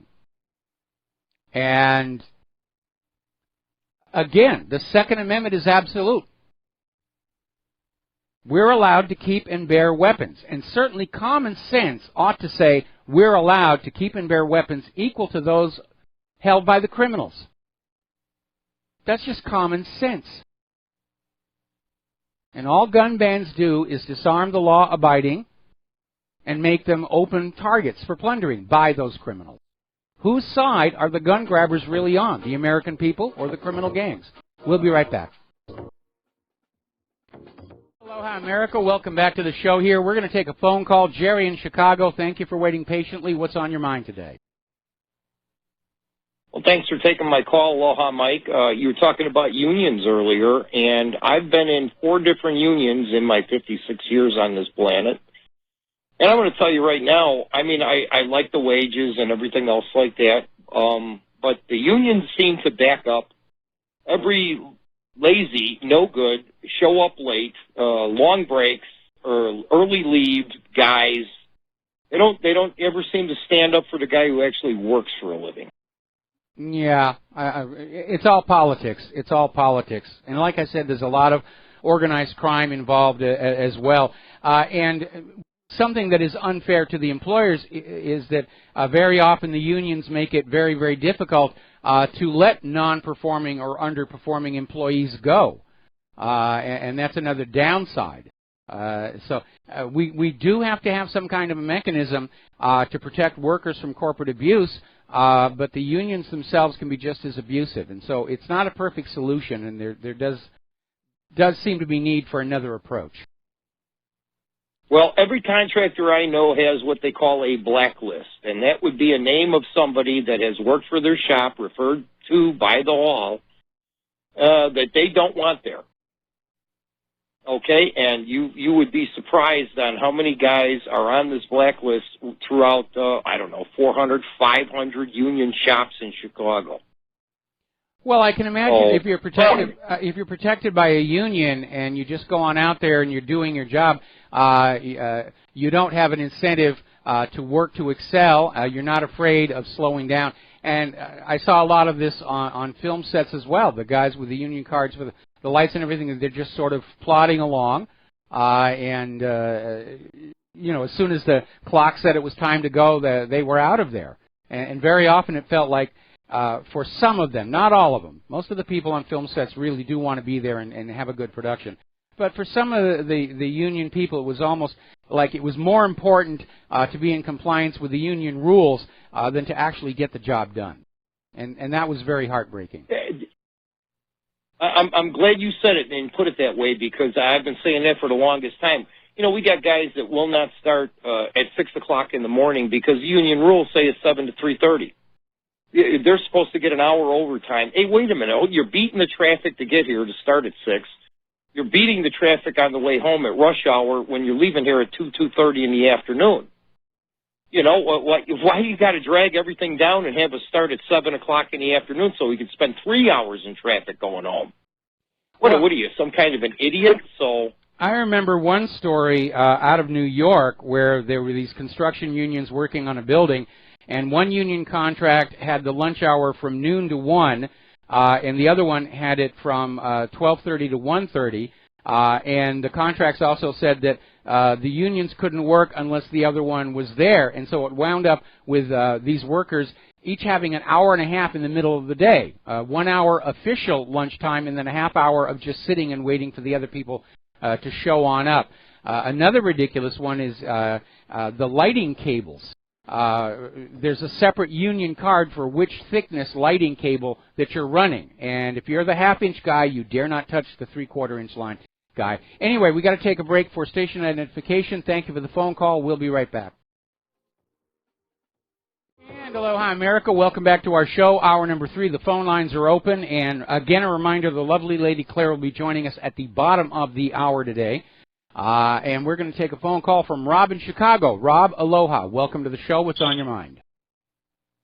Hi, Mike. I wanted to know if it's the scary rumor that Joe Lieberman's a candidate.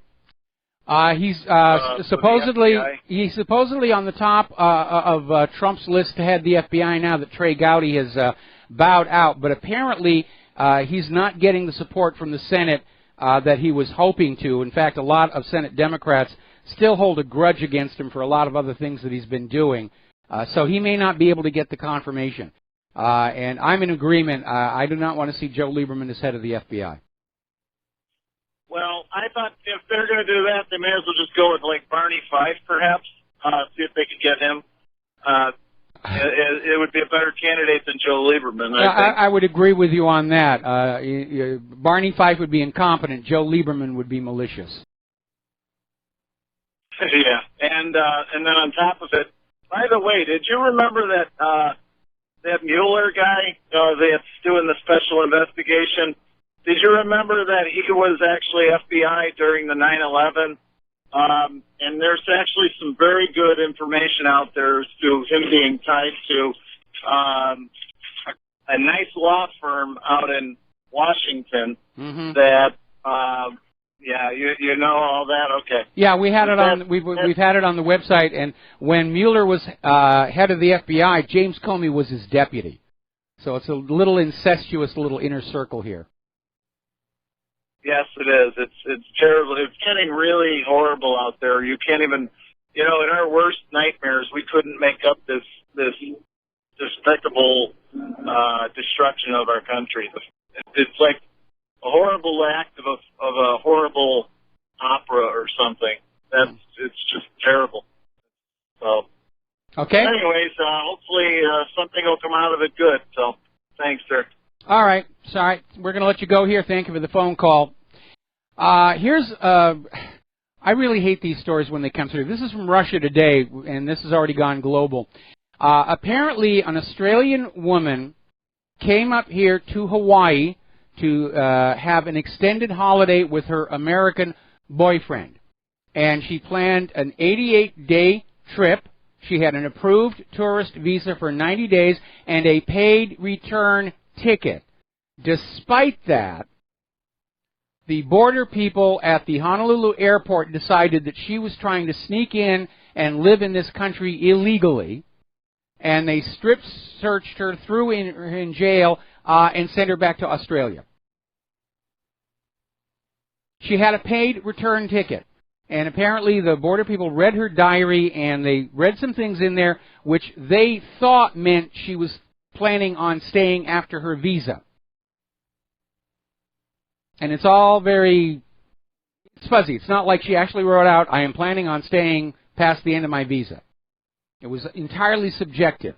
And they just turned her Hawaii vacation into a nightmare. And, boy, that is really going to help boost tourism to Hawaii when these stories keep getting on out. We had a real stink a few years back where this family was flying in from one of the Pacific Islands, I think it was Samoa, because they needed to take their baby to one of the Honolulu hospitals for special surgery that they could not get on their own island. And the border people kept them at the airport overnight, and the baby died.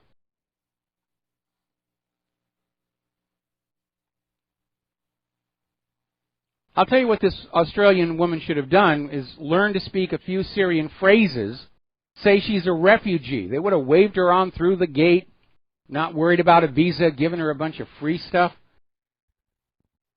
It really is appalling, especially for some place that has such a big tourism industry. And I'm not just talking about here in Hawaii. California, Florida, there's a lot of tourism going on in the United States of America. It is a significant part of our economy. And the more abusive the border people get, the more aggressive the police get in their civil forfeiture, it's driving this part of our economy down into the dirt. We're feeling it here in Hawaii. We're feeling it here in Hawaii. Our local tourism board likes to come on out and say, we have an 80% occupancy rate in our various hotels and resorts. And what they don't tell you about is all the resorts that are boarded up, gone out of business, all the bed and breakfasts that have quit trying. Now they're trying to make a big deal about the Airbnb. Oh, it's cutting into the hoteliers' profits. Big stink here. Apparently over in on Yale University, they have a dean. Pearson College Dean June Chu made a comment on Yelp in which she was reviewing a restaurant and saying it's a great place if you are white trash. And that prompted a huge backlash, and she's now on leave. But this is what they're teaching kids. You know, if you're not white, the whites are inferior. And I don't know what it is they think that they're doing, because you do not end racism by being racist in reverse.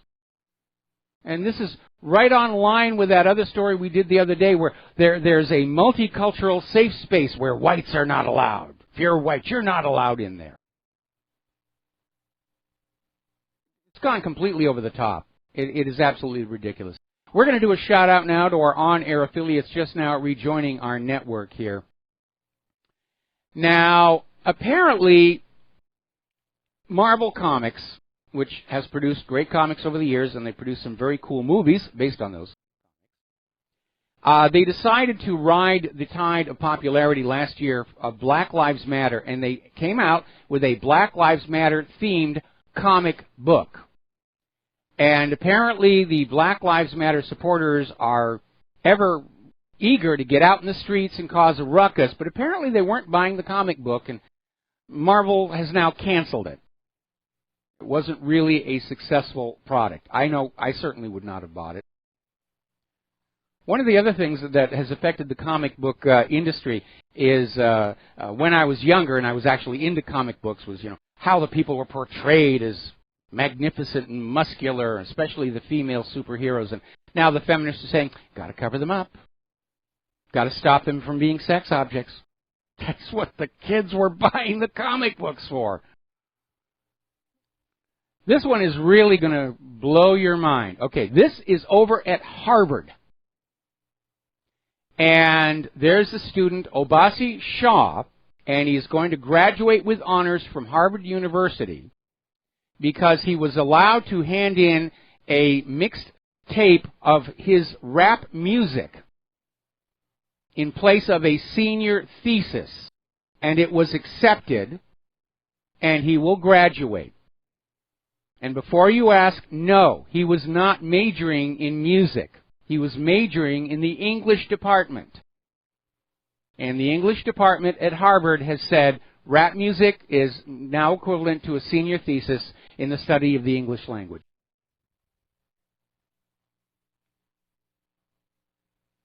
Higher education in this country has just been gutted. It's a joke.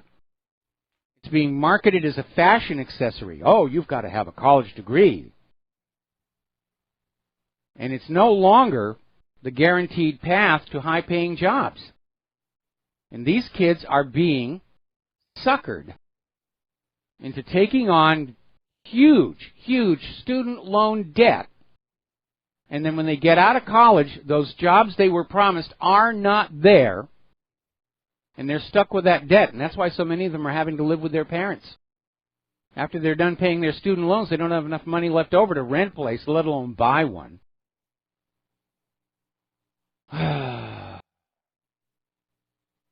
Okay. Oh, let's talk a little bit about it. Human-caused global warming. It's still out there. There's still snow coming down out there. Up in Montana, they had a couple of warm days. Everybody said, oh, good, spring is here. Then they got a foot of snow. Now, over in Norway, as you know, the United States government has deployed the U.S. Marines to protect the Nordic country from the Russian threat. Well, they haven't seen any Russians yet, but they have an enemy. And the enemy is the cold. And apparently their cold weather gear that they were supplied with by the U.S. military is insufficient for the extreme cold they are having to deal with.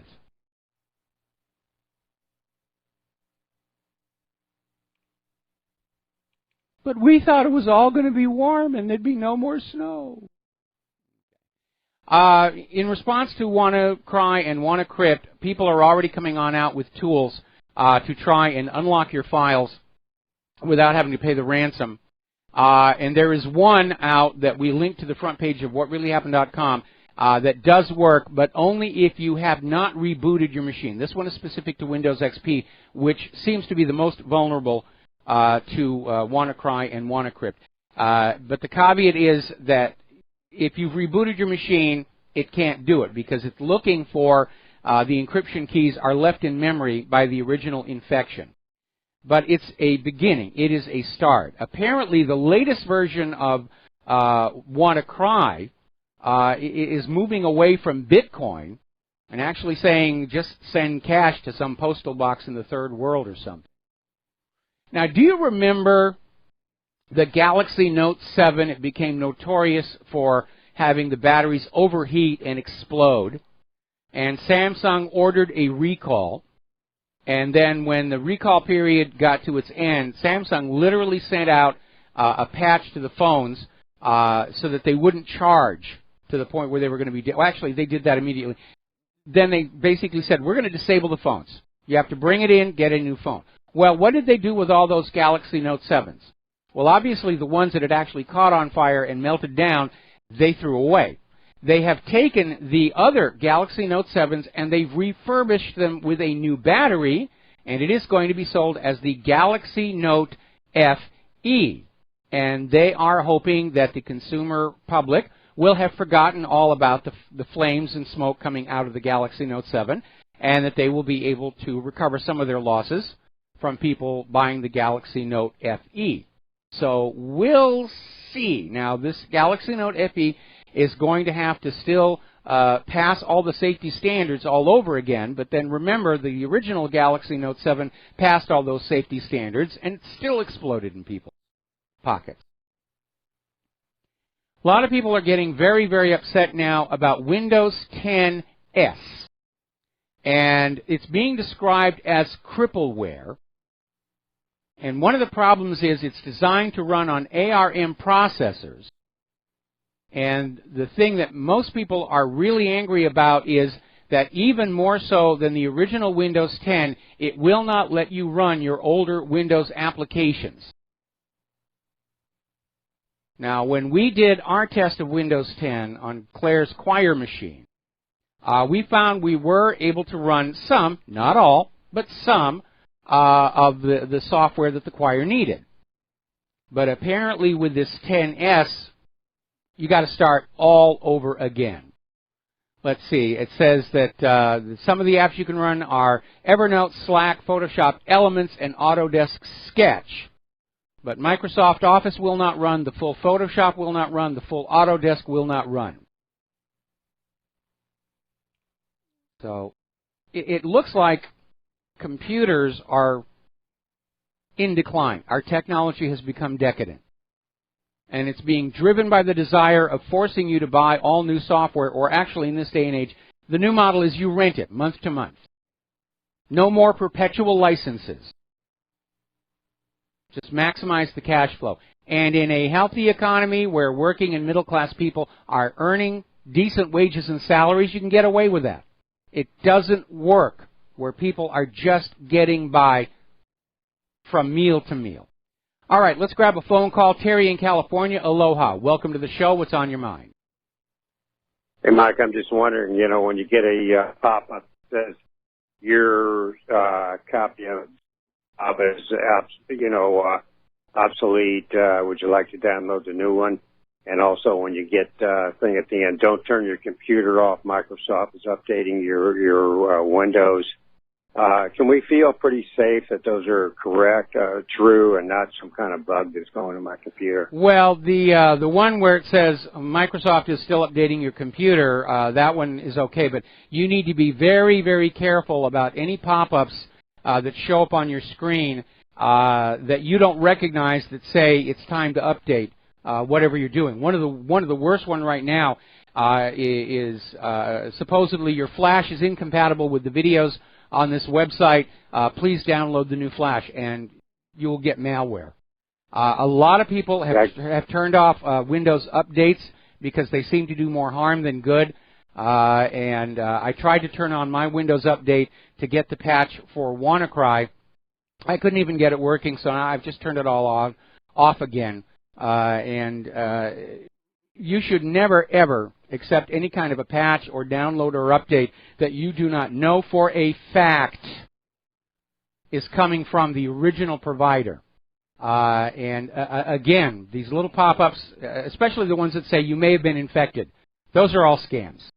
Those are all scams. And it's completely out of control. It's like the whole system is just being taken over by the cyber criminals and the scammers.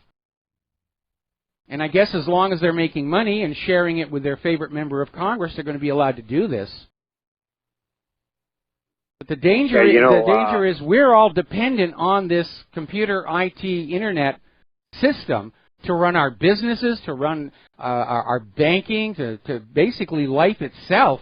And we're reaching a point where it's rapidly becoming unusable because of all the cybercrime that's going on. A lot of times they got the correct logo, and it really looks authentic. And just, it's confusing to me. I'm not a tech guy, really.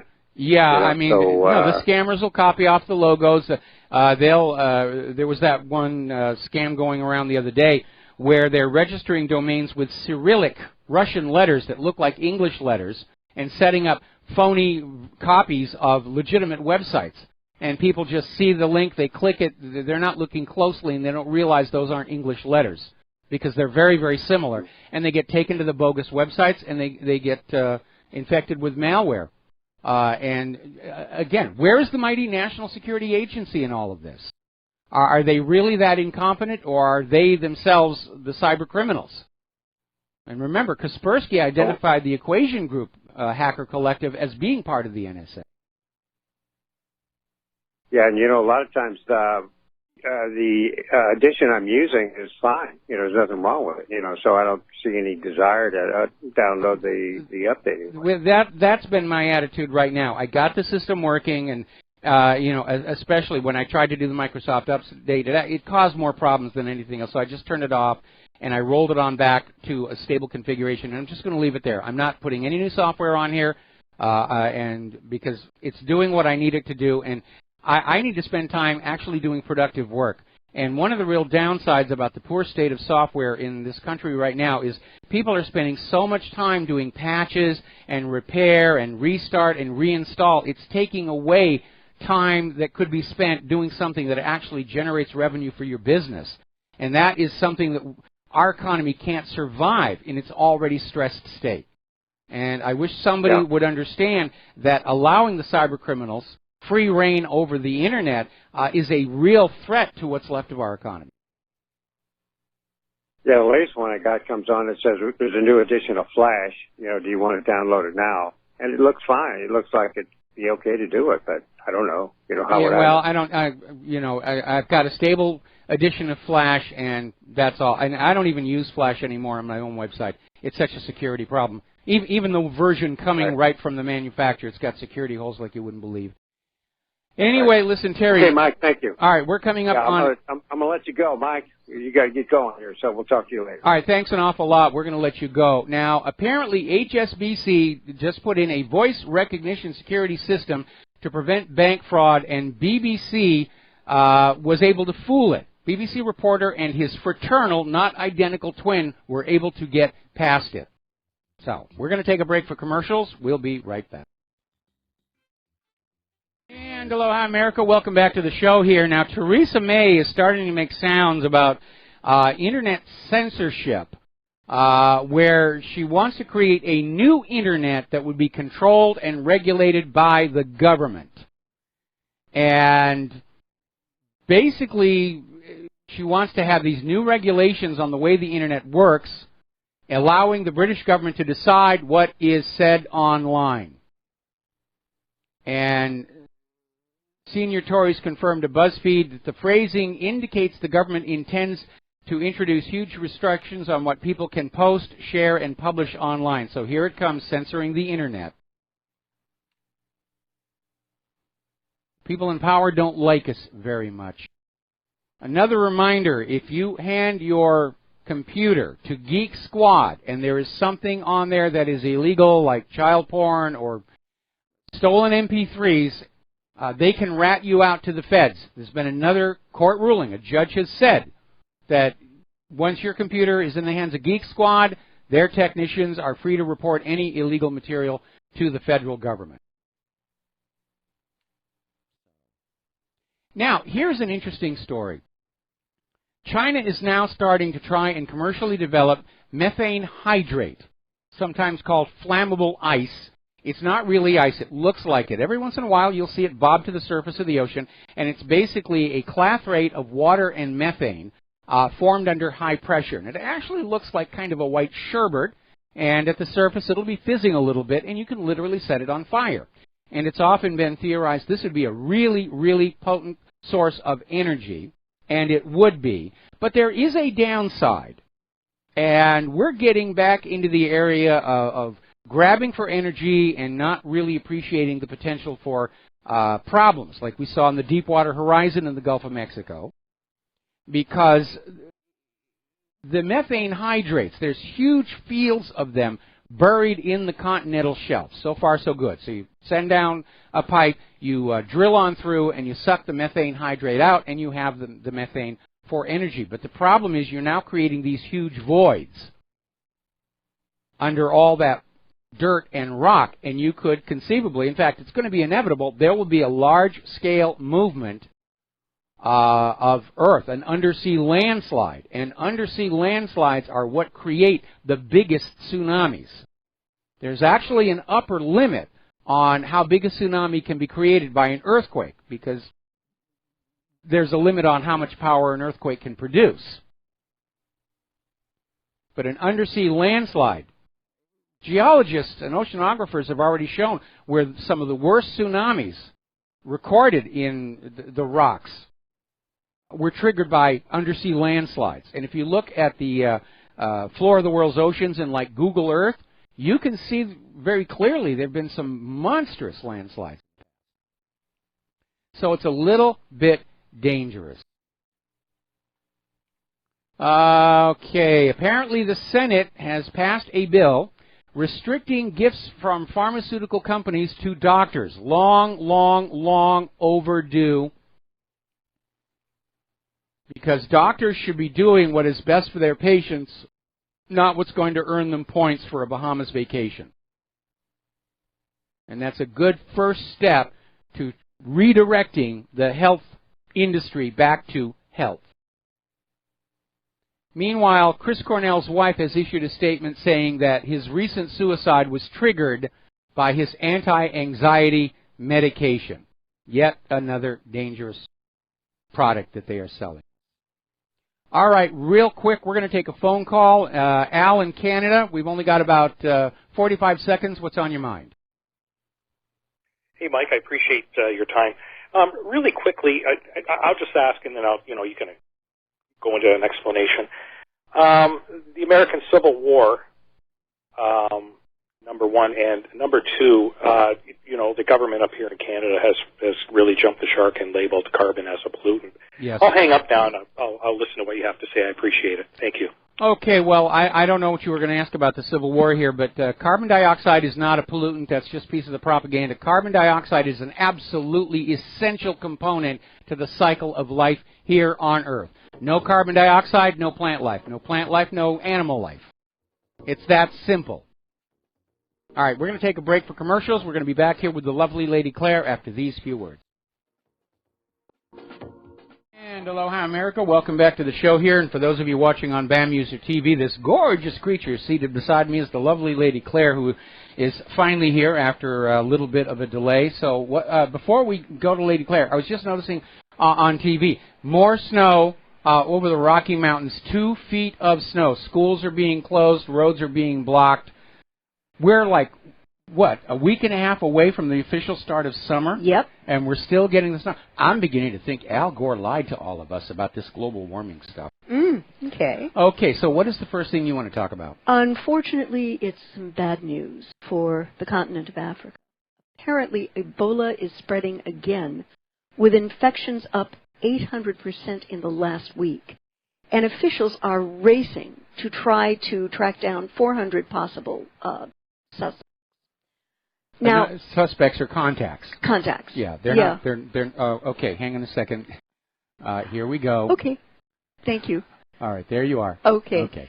And it spiked over 800% in just the last 7 days, with at least 9 new cases reported in the last 24 hours. I feel so sorry for these people.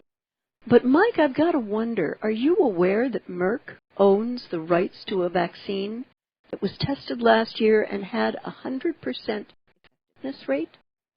Well, I'm going to question the effectiveness rate, but I do know that one of the Ebola outbreaks a couple of years ago seemed to center on a clinic that was testing an Ebola vaccine. But, anytime corporate media comes out and says a vaccine gives 100% protection, you have to question that. Because they say the same thing about the MMR. Right. We had a story, I didn't get to it today, where Dr. Suzanne Humphreys was studying this outbreak of measles among her patients and discovered that the strain of measles these people had is the exact same strain of measles used in the measles vaccine. Yeah. So. Yeah. I wish there was something that would work for these people, and I feel so badly for them that this seems to be happening again. Well, one of the reasons I'm going to question 100% effectiveness is because of the rapidity with which the Ebola virus mutates. It's an RNA strand virus, and RNA has the ability to basically change itself from generation to generation. And it's obviously an earlier, more primitive form of the self-replicating molecule, and it's not as stable and error-free as DNA is. Yeah. So that really does make it very, very difficult to deal with. Yeah. And we know, of course, there's been talk about trying to weaponize it. It would be very, very risky because of that high secondary communicability. Yeah. There's a book out called The Hot Zone, and it's about the emergence of Ebola and its different strains. And part of the storyline centers on an animal quarantine facility in Reston, Virginia, that was hit with an Ebola infection. But it turned out, amazingly enough, that particular Ebola only hit the monkeys and apes. Humans were completely impervious to it. But it's a very, very good book. It talks about the Ebola emergence in the Mount Makinko region of Africa, and it's definitely a good book to get caught up on the history of Ebola, its links to Marburg, and just how devastating an illness this can be. Yeah, I hear you. The next articles have to do with the Middle East and Donald Trump's visits there, which are coming up. And apparently, Israel's Prime Minister Netanyahu is seeking a dirty Harry moment with Iran as Trump arrives. And apparently Netanyahu wants to persuade Trump to impose tough new sanctions on Iran for allegedly threatening Israel with ballistic missiles and bankrolling terrorism. Now, to the best of my knowledge, Iran has not threatened Israel with anything. No. And this bankrolling terrorism is just something that gets thrown out against anybody that you don't like. Yeah. But look at how much terrorism is being supported by the United States of America, specifically ISIS and Al-Qaeda in Syria. Yeah. And so, Mr. Prime Minister, I would like a word, please. Haven't you and your political supporters been threatening Israel with harm? Iran with harm. Iran with harm. And do you not have specific weapons focused on Tehran yourself? That's true. Yeah, this is a pot-kettle black moment in his foreign policy. Well, Netanyahu's just going to scream you're being an anti-Semite again. But the reality is Israel is a nuclear-armed nation. Yeah. And if Iran were to do anything to Israel, not only Israel, but the United States would just turn all of Iran into a giant pool of molten green glass. Yeah. And again, the only nation that has ever actually used nuclear weapons of mass destruction in war is the United States. And Iran is not an aggressor country. It has been over 200 years since Iran initiated a war of conquest against another country. Yes. And it certainly hasn't happened since the 1979 Iranian Revolution. But meanwhile, look at the U.S. and Israel. They're constantly invading somewhere. Now Israel's after the Golan Heights. Oh, yeah, make it an official part of Israel. But, Netanyahu could tamper down the hostility in a heartbeat, and he knows it. And the Iranian presidential elections are completing. And once that's sorted, he could actually do something historic and brilliant. Visit Tehran with a peace and trade deal that could be an incredible win for both countries at so many levels. Yeah, but he won't do that. Well, because right now, Israel's government is dealing with a population that is very much unhappy with the way Israel is being run in terms of ordinary citizens. Oh, yeah. And so Israel's government is constantly maintaining control over the people of Israel by saying the rest of the world wants to get you, the rest of the world wants to shove you in the ovens, and you've got to go on supporting us. We're the only thing preventing, Iran cloning Adolf Hitler 1,000 times and sending him in there. And for Netanyahu to make peace with Iran, he would lose his most powerful propaganda tool to keep the people of Israel under his control, and he's not going to do that. No, and that's so darned unfortunate. The other story that I felt was important, and there are a couple here that are related. The U.S. has attacked Syrian government forces, and now it has to make a choice, together with NATO and Gulf allies. We probably have the military and economic power to destroy the Syrian military.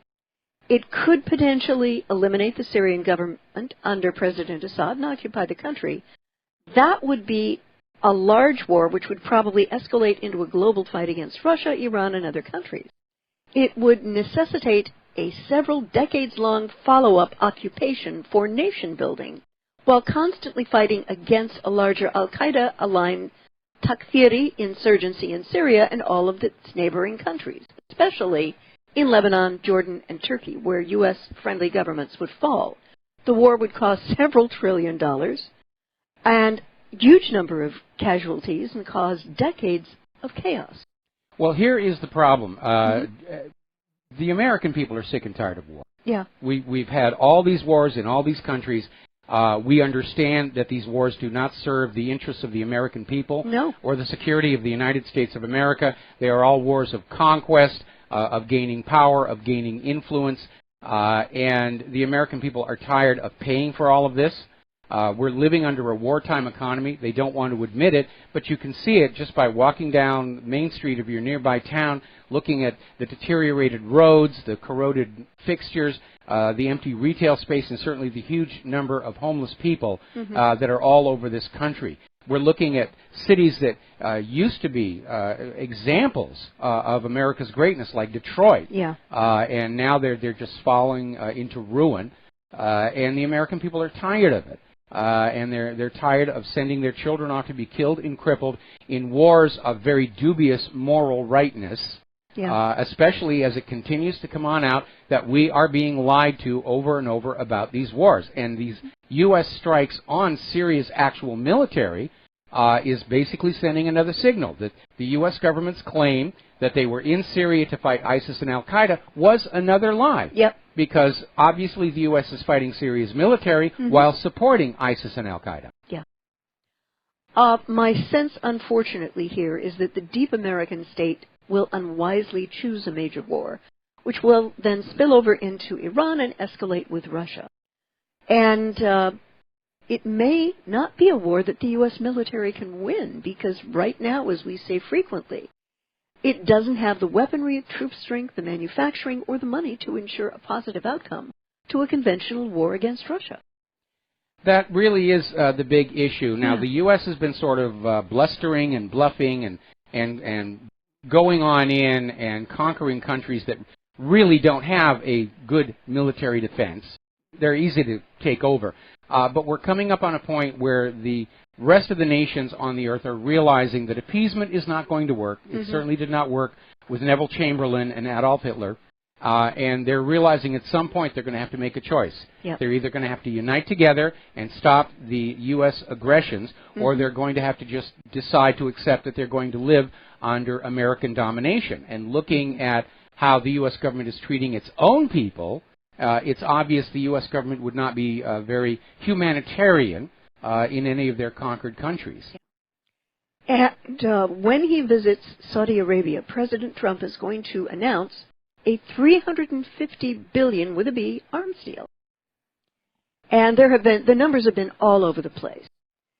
This would make it one of the largest arms deals in U.S. history, and realistically in world history. And indications are that President Trump intends to present this as part of a push for the creation of an Arab NATO, and by extension make it about Sunni Arabs confronting Iran. Yeah, this is where it gets dicey.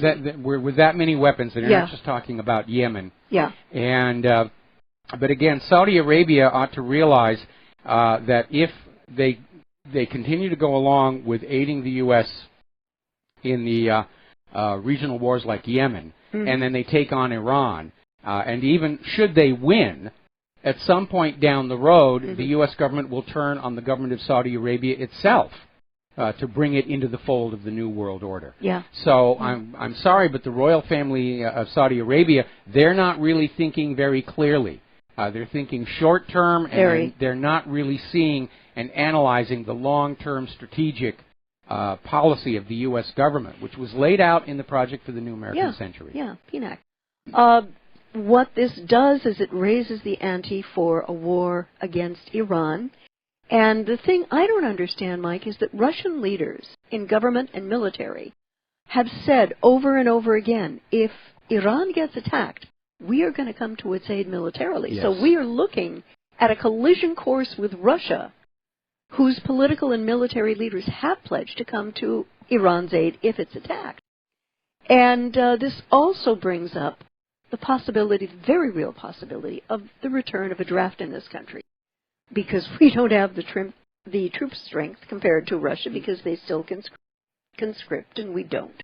Well, they just sent another 50,000 off to Afghanistan. Now, again, the U.S. government may be relying on their high-tech whiz-bang weaponry, but that was a strategic mistake that the Third Reich made as well, because in the end, those wonder weapons, the V2, the V1, and all of that, cost so much they could not be deployed in numbers significant enough to affect the final outcome of the war.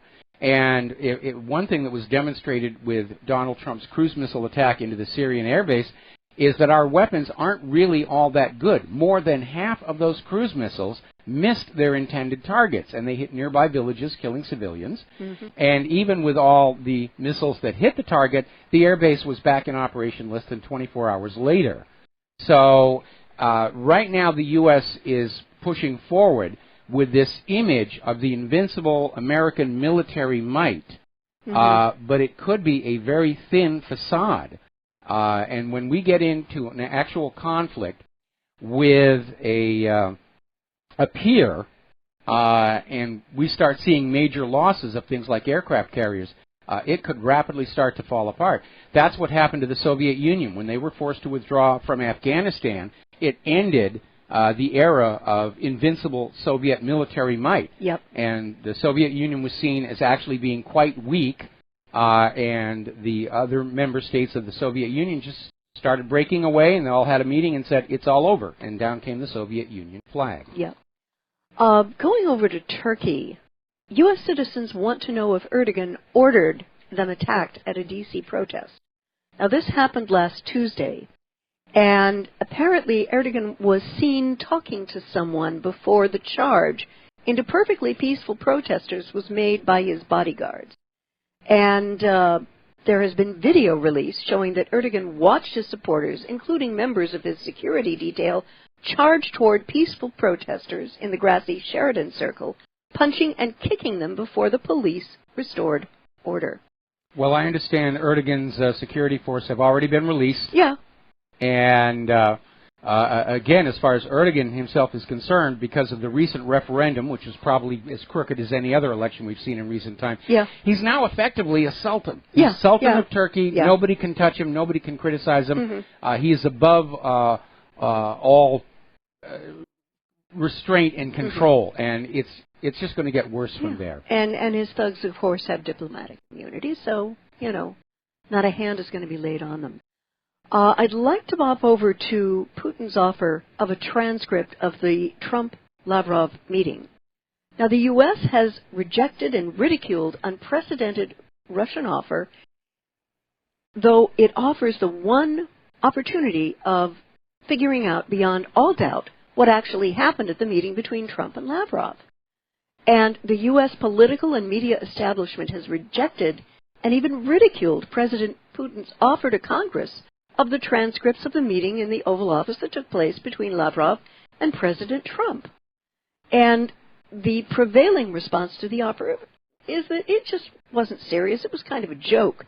And the tone was set by a BBC journalist who, speaking on British television, claimed that in making the offer, Putin was having and was just trolling the U.S., and there is no possibility of the U.S. accepting a transcript written on Kremlin notepaper. Yeah, that's basically it. They've come up with this ridiculous story, and again, it all began with the New York Slimes, being read an excerpt or a report. I'm sorry, I'm confusing my stories now. This was basically the New York Times saying anonymous intelligence officials who were not in the Oval Office for the meeting somehow knew that Trump had shared classified information, even though Trump and McMaster's and the Russians are saying it did not happen, and they're still pushing that story. Okay, we've got to take a break for commercials. Back with the last segment of our program after these few words. Aloha, America. Welcome back to the show here, and I'm sorry to say that Claire was called away, and so I'm going to be finishing up the show here by myself. And again, the situation in Greece is just spiraling out of control. The Greek parliament has passed more austerity cuts, and apparently the protesters clashing with the police in Athens are now using Molotov cocktails. And there comes a point where the money junkies are going to have to realize two things. There is no more money out here. You got it all already. What are you going to do now? And the second thing is, people are angry. They are angry that no matter how hard they work and how much they surrender, the bankers are always out with their hands held out, demanding more. It's an unstable situation based on an unstable financial banking model called private central banking. And that really is the root cause of much of the evil in the world that we have seen in the last century, because they've been playing this scam on the human race for 300 years. And there is a better way. The United States was founded on a better model. Canada actually had a better model. They kind of threw that away, though. There is a better way. And those nations that are enslaved to the private central bankers will declare war on any country that refuses to be enslaved by the private central banks. And when you think about how much bloodshed and destruction has come out of this greed, It's a very telling comment on human nature, not just about the money junkies who do it, but those of us who just go along with it and say, I guess this is the way the world is supposed to be. No, it isn't. The world is supposed to be the way we, the people, make it. That's what happened after the American Revolution. We, the people, made a new country that worked for us. And slowly, over the years, bit by bit, it's been stolen away from us. Because of the politicians. Aaron Russo used to say, politicians will sell their own mother for $1. And he's absolutely true. Now, there are a few exceptions. Trey Gowdy, Hawaii's Tulsi Gabbard. Tulsi Gabbard will not take money from any PACs. She's running solely on donations from ordinary grassroots voters. Doesn't take PAC money. Cynthia McKinney, Ron Paul. Can you imagine if we had an entire government made up of people like those? We would be truly the greatest nation on earth. Instead, we are being ruled by professional parasites, plunderers, pillagers, looters, who see their own enrichment and glorification as ample reason to let the rest of the country just rot into decay, which is what's going on. Right. Okay, the European Union leaders are planning to move forward with the creation of an European Union military headquarters. They want the Grand Army of Europe to hold all those member states in line. There's the music. Time for me to get out of here. Get some things done with the rest of the afternoon. We'll be back on Republic Broadcasting on Monday. And until then, have a really good weekend. Please continue to share what you learn on this show with everybody around you. Education and growing public awareness as to what's really going on are our best tools to move this nation forward. We'll be back on Monday. Aloha, America.